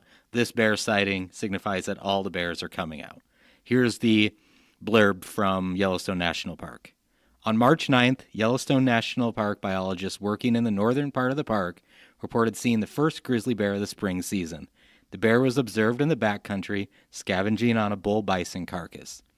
The first reported grizzly bear sighting of 2025 occurred on March 14th. In 2024, it was March 3rd, and in 22 and 23, it was March 7th. So bears are out. They're going to stay out. They're going to be more out. Right now, it's just the grizzly boars. Pretty soon, all the other bears are going to be out and about. So carry your bear spray, know how to use it, be very alert, and if you get to see a bear right now, awesome. A secondary news story right now is that all over snow travel ends on the 15th of March. That means there's only a few more days of people going into the interior. Right now, the only people doing so are coming from west or the south or the east gate, but generally just from west. I looked at the webcam today for West Yellowstone, and you could see pavement. So I'll talk about the weather in a little bit, but right now, the end of over snow travel into the interior is on the 15th, and then in about a month from now, we will start seeing the opening of the interior roads. The final bit of news is that Pallet Springs near Mammoth Hot Springs is currently closed. The boardwalk is. There's a portion of the boardwalk leading to Pallet Springs. It's located on the lower terraces in Mammoth. It's going to be temporarily closed for repair work. This may actually be completed by the time you hear this, but if it's not, I just wanted to give you a heads up. That's pretty much all the news, so we're going to jump right in to the experience of the week. Well, I could talk about trying to spot a bear this week. Chances are those bear sightings are going to not be too great in the coming 7 to 14 days, so I'm going to talk about bear sightings a little later. But right now, the experience of the week is a return of the bluebirds in Yellowstone. And I know birding isn't everyone's cup of tea, but maybe I can convince you that this is a cool thing. Each year around the greater Yellowstone region, one small sign of spring gets a lot of locals excited: the return of the bluebirds. After months of winter, or in this case, days of winter, it only takes one flash of bright blue over a snowy field or just kind of a dreary gray background to make people feel like the seasons are starting to shift. In and around Yellowstone National Park, bluebirds are some of the earliest migrants to come back. Winter storms can still sweep through the area, yet these birds begin showing up as daylight slowly increases and insects start to reappear. The National Park Service and the Cornell Lab of Ornithology both note that bluebirds often arrive in the northern Rocky Mountains weeks before it truly feels like spring. The species most people see around here is the mountain bluebird. The males are hard to miss. Their color almost glows against the pale browns and whites of the late winter landscape. Interestingly, that brilliant blue is not actually caused by pigment. Scientists explain that microscopic structures in the bird's feathers scatter light in a way that reflects blue wavelengths. The effect is called structural coloration, which is why birds appear so vividly blue to our eyes. Male mountain bluebirds are small and compact with round heads and thin bills. Their bodies are bright sky blue overall, usually darker along the back and wings and lighter underneath. The females, like most bird species, and the younger birds look quite different. They're almost gray-brown blue with touches of pale blue on the wings and tail, and many have a rusty gray wash across the belly. The duller coloring helps females stay less visible to predators while nesting, something that is common in many bird species. Inside Yellowstone National Park, bluebird sightings often start slowly in the early spring. Yellowstone Forever just posted about it on Wednesday, the 11th, that they saw their first bluebirds down there. Up in Livingston, we saw them a few days earlier. Snow is going to linger in some of the higher elevations, which delays insect activity and makes early feeding more difficult, so you're not going to see them where there's still snow more than likely. Conditions usually improve along the park's northern range later, and then like the lower elevations right now that are starting to thaw, you might see them there, especially like Little America and then like toward Blacktail and things like that. Typically, I have the best luck right now when Slough Creek melts out. Outside the park boundary, sightings can appear even sooner. They're going on right now. Places like the Yellowstone River Valley, Paradise Valley, even down Tom Minor, and all those areas just north of Gardner. Those are great early habitats. There's a field, if you drive Old Yellowstone Trail south, that's phenomenal. These open landscapes are exactly the type of environment that the mountain bluebirds prefer during breeding season. One thing that's interesting about bluebirds is that they rely on cavities for nesting, not cavities like teeth, but like natural holes in trees, abandoned woodpecker cavities, and nest boxes all can become potential homes. If you're in a migratory area with the bluebirds, you're going to see bluebird boxes all around. I'm going to talk about those in just a few seconds. I also want to quickly talk about their diet as it changes throughout the year. In the early spring, like I said, they focus mainly on insects that begin emerging as temperatures rise. Beetles, caterpillars, and grasshoppers are also common food sources. During the colder stretches, when insects are hard to find, they may switch temporarily to berries and other small fruits, so you may see some around some juniper trees or things like that. Now, if you want to try spotting early season bluebirds in the greater Yellowstone ecosystem, it often helps to look outside the park, especially right now. Some of my best luck has come along the Old Yellowstone Trail between Gardner and Yellowstone Hot Springs, and further north in Paradise Valley. Especially between like Tom Minor and Point of Rocks has been a good place. Trail Creek Road on the west side of Paradise Valley near Livingston is another great place to watch open fields and fence lines. The road to Daly Lake near the south end of Paradise Valley is also worth a drive, especially on sunny days when birds are actively feeding. Now, those last two that I mentioned have lots of bluebird boxes. They are great places to go. So if you want to see bluebirds, check out those places. My tip of the week. Try to avoid driving pull-out to pull-out when watching wildlife like bears and wolves. I know, this sounds like a lecture, but I promise you it's not. It's a very important topic, and as we get more visitation into the park, it's especially important to think about how our movements and everything really impact wildlife. So I'm going to briefly talk about this, and it's a good conversation to have, and just one to tuck back in the back of your mind. I'm not saying don't go looking for animals, but just keep this in mind. So here we go. Wildlife watching is one of the main reasons people visit Yellowstone. Seeing a grizzly bear crossing a meadow or a wolf trotting along a ridgeline can be a once-in-a-lifetime experience. The excitement of those moments is understandable. At the same time, there is a growing habit in the park that deserves some attention, and that's driving pull-out to pull-out, trying to track or maybe even stalk animals. It begins innocently enough. You're driving, you see some cars stopped, you pull out, you park, you then say, what are you looking at? You see what they see, and if it's wolves or bears, you get excited, you set everything up, and then you're watching them. And then those animals move. And then, when they move far enough away, everybody piles into their cars and then drive to the next pullout. Then gets out, watches it, then drives to the next pullout, then drives to the next pullout, then drives to the next pullout, and it repeats itself. The pattern repeats itself over and over. Cars leapfrog from pullout to pullout, sometimes following the same animal as it moves across the landscape. In some cases, dozens of vehicles begin doing the same thing, and it just keeps going. The problem is that this behavior can turn wildlife watching into wildlife stalking. Yellowstone's bears and wolves are wild animals that need space to move naturally across the landscape. That also means crossing the roads. The National Park Service asks visitors to stay at least 100 yards away from bears and wolves at all times. This disturbance rule is not just about personal safety. It's also about minimizing distance to the animals. Now, you may be 100 yards away, but if that animal is moving, say let's go through Lamar Valley, and it's moving from west to east in Lamar, and there's pullout after pullout, that animal may want to cross. But if there's constantly people repositioning vehicles to stay near an animal, that's going to add pressure, and that's going to add stress to things. Wolves traveling through a valley may encounter clusters of vehicles repeatedly along the road. That happened this last week. Bears moving between feeding areas sometimes find themselves followed by lines of cars as people try to predict where they will appear next. Even when people technically remain outside of the minimum viewing distance, repeated attempts to stay close to an animal can influence its behavior. Animals may change direction, move farther from important feeding areas, or retreat into rough terrain simply to avoid people.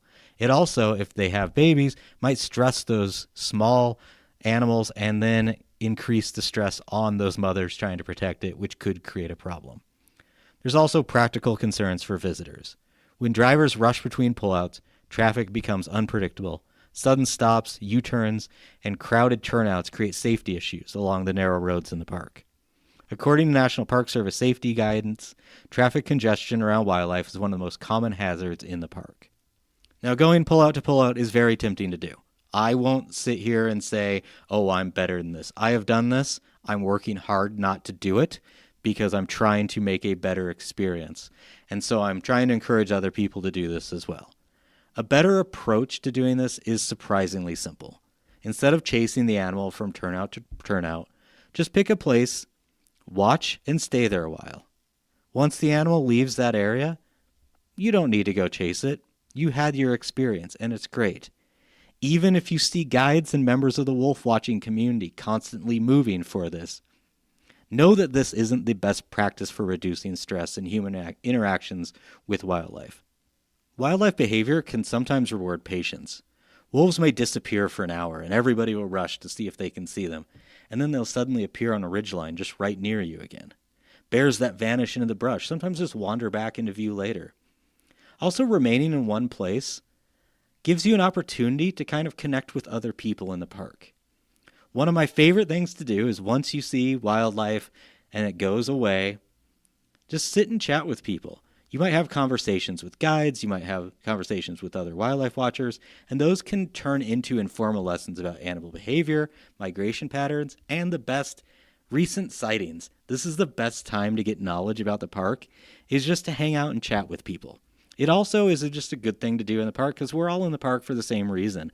We want to be there, we want to have a good time, and we want to connect Humans love connecting with people who are like-minded. This is a place to do so that doesn't involve any politics or anything like that, right? This is just enjoying the park. Yellowstone offers one of the best opportunities in the world to watch large predators in their natural environment. That privilege comes with responsibility. Wildlife watching should never turn into chasing wildlife. By slowing down, staying patient, and resisting the urge to leapfrog from pullout to pullout, visitors can help keep Yellowstone's wild animals wild and still enjoy unforgettable moments watching them in the park. So next time you're in the park, try to resist that urge, enjoy the moment you have, and be thankful that that's the moment you got, and then move on, because you never know what may be around the corner elsewhere in the park. My random Yellowstone fact of the week: the main causes of death in Yellowstone National Park. So one of the most frequent emails I get, especially leading guided hiking tours, is it safe? Are animals going to attack us? I always struggle with how to answer this because there's part of me that's like, maybe. But realistically, the answer is no. There's always a chance of something, right? But realistically, the danger in Yellowstone is not what people think it is. And that always caused me to talk about the main causes of death in Yellowstone, even on tours. So I'm going to briefly talk about that. Every year, millions of people visit Yellowstone, right? We know this. It's a very popular place. And like anywhere that sees lots of people, there are accidents. Since Yellowstone was established in 1872, more than 250 people have died in the park from various causes. More recently, 74 deaths were recorded inside Yellowstone between 2007 and 2023. That's according to compiled park data. These incidents stem from a combination of natural hazards, health issues, and human activity. So let's talk about vehicle accidents. Driving is one of the most dangerous activities in Yellowstone. When people say, "Aren't you afraid of animals?" I say, no, I'm more afraid of driving. Of the 74 deaths recorded between 2007 and 2023, 17 were caused by motor vehicle accidents, making crashes one of the leading causes of fatalities in the park. The park has more than 300 miles of roads that wind through forests, mountains, and wildlife habitats. Heavy traffic during summer months, distracted driving, and sudden wildlife crossings all can lead to collisions. Speed limits are low, but accidents still occur when drivers underestimate sharp curves or stop suddenly for animals along the roadside. Vehicle accidents also affect wildlife. Large animals, including bison, elk, bears, those are struck by vehicles every year, and sometimes those cause serious injuries to the people and kill the animal. Sometimes they just kill the animal and not do anything to the people. Sometimes people might die. There's also medical emergencies. Natural or medical emergencies are another major factor in Yellowstone fatalities. Between 2007 and 2023, 18 deaths in the park were linked to medical emergencies, including heart attacks and other sudden health conditions. Many visitors underestimate the physical demands of the park. Yellowstone sits at high elevations ranging from 5,000 to over 10,000 feet. Hiking, high altitude, and long travel days can place additional stress on the body. According to park safety data, medical issues account for roughly 1/4 of deaths in Yellowstone. Older visitors and those with underlying health conditions are at a greater risk, particularly during strenuous activities such as hiking. This is why anytime anybody's going to visit the park, I always say to take a day or two just to get used to it before you're too active. Also, drink a lot of water, do a good job taking care of yourself, and don't do things that are going to dehydrate you. Speaking of water, drowning and water accidents. Water-related incidents are another leading cause in fatalities. Historically, drowning has been the single most common cause of death in Yellowstone, with about 125 drowning deaths recorded since the park's founding. A lot of the drownings occur while fishing or attempting to cross rivers in the backcountry. Others involve slipping on wet rocks near waterfalls or entering fast-moving water. That leads to falls and hiking accidents. Yellowstone's rugged landscape includes steep cliffs, canyon edges, and uneven trails. Falls are another recurring cause of death. Between 2010 and 2020, park data recorded 7 deaths from falls, often occurring during hiking or sightseeing. The park's dramatic viewpoints attract millions each year, and areas such as canyon overlooks and waterfalls feature steep drop-offs. This is why it's important to stay on the designated trails, follow the signs, and don't take any unnecessary risks. Most of the time, unnecessary risks are for a picture or something like that. You don't need to do that. If you're online much, you know about the dangers of the geothermal features of Yellowstone. This is one that a lot of people assume a lot of people have died because of the geothermal features. Since the late 1800s, about 20 people have died after falling into or entering hot springs and other geothermal features in the park. Since the late 1800s, I'm just going to say that again, 20 people. So it's not that common. It just is very preventable. So just stay on the boardwalks, follow signs again. That leads us to wildlife encounters. Yellowstone's famous for its wildlife. We have, the bison, the grizzly bears, black bears, gray wolves, all sorts of things that sound dangerous. Although encounters with animals sometimes lead to injuries, fatalities are extremely rare. Historical records show only 8 deaths from grizzly bear attacks in the park's history. Now, bison injure more people than any other animal in Yellowstone, but most incidents result in non-fatality injuries, and that's because visitors approach animals too closely or don't pay attention when the animals are coming toward them and think, the animal's coming toward me, I don't need to move. Always keep the wildlife viewing rules and regulations in the back of your head and know how far 25 yards is and 100 yards. Other than that, those are your dangers in the park, right? And yeah, it's dangerous. There's risk. There's risk in everything we do.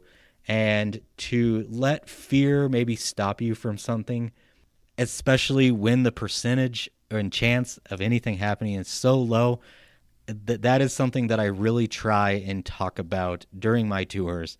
My whole goal is to get people comfortable hiking in the backcountry, know how to be bear aware, know what to do if they encounter bears on the trail, and to stay safe and be able to hike more often.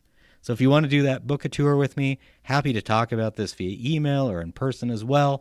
So if you're on the fence about doing activity in the park because you're afraid, if you're not afraid to drive to the park or drive in the park, don't worry. Come to the park. Have a great time. The weather for the coming week. As always, this is the best forecast I have for the whole week. It's going to be more accurate on the Thursday, Friday, Saturday, maybe Sunday. And then accuracy is going to deteriorate as we get further into Monday, Tuesday, Wednesday. But it's a good guide and will tell you kind of what to expect. So let's start with Lamar Valley. On Thursday, high of 42, low of 33, 42% chance of about a quarter inch of snow. On Friday, high of 42, low of 33, 66% chance of 1 inch of snow. Saturday, 38 and 7, 90% chance of 1 inch of snow. Sunday, 31 and 22, 77% chance of 2 inches of snow, mostly in the morning and the evening. Monday, 42 and 30 with a 78% chance of an inch of snow. Then Tuesday, 53 and 29 with maybe some showers in the morning. Then it should get pretty sunny. And Wednesday, 59 and 34, 5% chance of precipitation. Gardner, Montana. Thursday, high of 46, low of 35, 20% chance of some rain. Friday, 47 and 35, 54% chance about a tenth of an inch of rain.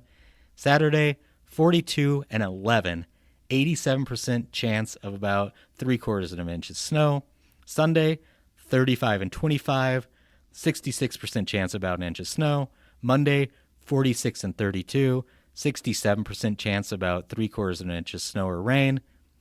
Tuesday, 58 and 33, should be pretty good after maybe a wet morning. And then Wednesday, 63 and 39. And finally for the weather, Cook City. So there is a winter storm warning, and here is why. On Thursday, high of 38, low of 31, 3 inches of snow. Friday, high of 38, low of 31, 4 inches of snow. Saturday, high of 34, low of 5, 6 inches of snow. Sunday, high of 26, low of 20, 2 inches of snow. Should be decent out the middle of the day, and then that snow is going to pick up in the afternoon, evening. Monday, high of 40, low of 33, 2 inches of snow. Then Tuesday, high of 51, low of 32, and Wednesday, high of 56, low of 39. So very snowy to get through the weekend and Monday, and then Tuesday, Wednesday, and looks into next week is going to start getting pretty warm, and there should be a lot of runoff. So if you're headed to the park this weekend, I would suggest Sunday as being your best day currently, but just know it's going to be kind of snowy and rainy depending where you go, so plan ahead. Speaking of the weather, here is the snowpack update. As of March 11th, the snowpack is around 88% of normal for this time of year. Eastern and northern ranges of the park are about 94% of normal, while the western and southern sides are around 84% of normal. Last year on this date, park-wide, we were around 96% of our normal level. Road conditions. The only road open is between Gardner and Cook City, and please be aware that especially this week, this road may close at any time due to this inclement weather, especially the further east you get, but you never know. For up-to-date information, call 307-344-2117. That's going to give you weather information and road information for the park. Or you can sign up to receive Yellowstone road alerts on your mobile phone by texting the number 82190 to 888777. Camping information. There's only one campground open in the park right now. That's the Mammoth Campground. It's not being used too much, so if you're headed to the park and are camping, enjoy the wet weather and cold weather, and you probably won't have many neighbors. The wildlife watching update. So this last week was great. If you're in the park, you probably saw some wolves.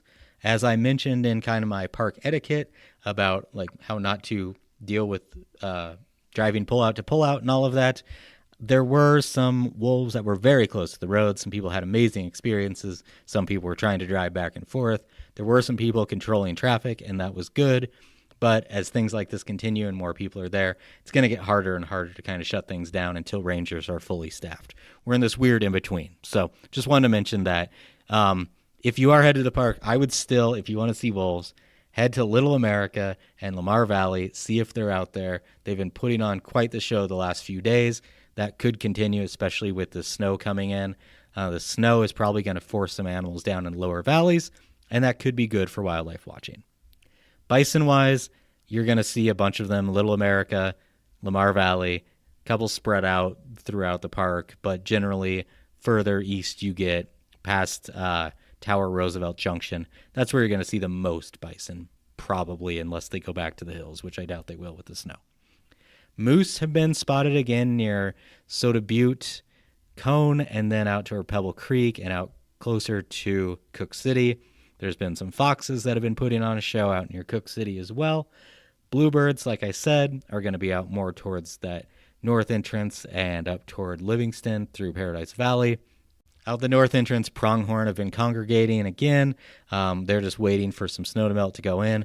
Out as you're driving in from the north entrance, if you look across the way on the lower slopes above the Gardner River, there's been some bighorn sheep hanging out there. They've been pretty visible, but they're pretty far away. There's also been some bull elk in that general area as well. Honestly, wildlife watching this weekend is going to depend on the weather and visibility. It could be really good. When the weather kind of shifts, there's a good chance you're going to have some really good wildlife sightings. This time of the year is always a little wild with the weather, so, once you get a break and some snow, and if the road's good, just drive back and forth. You'll see some things. Coyotes have been great. Heard rumors of some otters being visible by the confluence, but, I'm not too sure about that. But, again, moose, wolves, bison, pronghorn, you're going to see some eagles, might see some bighorn sheep, drive out to Cook City for some foxes, see some pronghorn near the north entrance.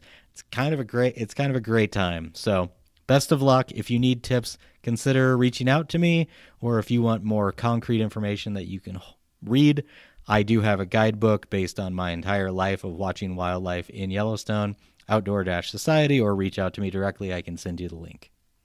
Trail alerts and updates. This week is going to be kind of sloppy on the trails, so be ready for that. If you wait until later in the weekend, like Sunday, you might have some good snowshoeing, cross-country skiing the further east you get. I still don't think it's going to be great to do anywhere else in the park, so just know that it's kind of more spring, slight post-holing, maybe some mud, maybe some just wet feet, so plan ahead with that. Bears are out. Carry bear spray. Have it readily accessible, not in your backpack. have it right on your person, and know how to use it. That last one, probably the most important, because if you don't know how to use it, it doesn't matter where it is. So read the instructions, kind of practice it, but don't spray it, because it's not very nice to get sprayed by bear spray, and that's why it's so effective. So stay safe out there, and more bears will be coming out in the next couple of weeks, so know that. That leads me to my truck of the week. So my trek this week is a quiet hike along Yellowstone's abandoned railroad bed. If you're looking for a quiet place to hike near Yellowstone this week, the abandoned railroad bed just outside the north entrance near Gardner is worth considering. This little-known route by the average park visitor, it's a local favorite, follows the grade of a historic rail line and offers a wide, gentle path through the open landscape of the northern Yellowstone ecosystem. The trail starts near the Yellowstone Heritage and Research Center in Gardner, just a short distance from the Roosevelt Arch entrance. If you drive through the arch, drop down the hill, past the high school, big building on the right, that is the Yellowstone Heritage and Research Center. Park in the little parking area by the trailhead, and then you're going to walk a short path that then reaches the old rail grade, and that is the beginning of the hike. Once you're on the railroad bed, the path stretches north across open sagebrush county toward Reese Creek. Now, as you're hiking this, know that the hill on your left is going to kind of obscure your view of the mountains for a while. But the view on the right is going to be of the Yellowstone River, and it's gorgeous. Now, one reason I'm recommending this is that unlike many trails around Yellowstone, this route is almost completely flat, and it should be good even in not great weather. It follows the path of a former rail line, so the grade was engineered to keep trains from climbing steep slopes. As a result, the trail rises only slightly over the course of the hike, and it's very easy to follow. Now, the full route runs about 8 miles one way, but just hike out as little or as long as you want, and then turn around and come back the way you came. You're going to get a different view because you're going to be looking at something else, so it'll be great.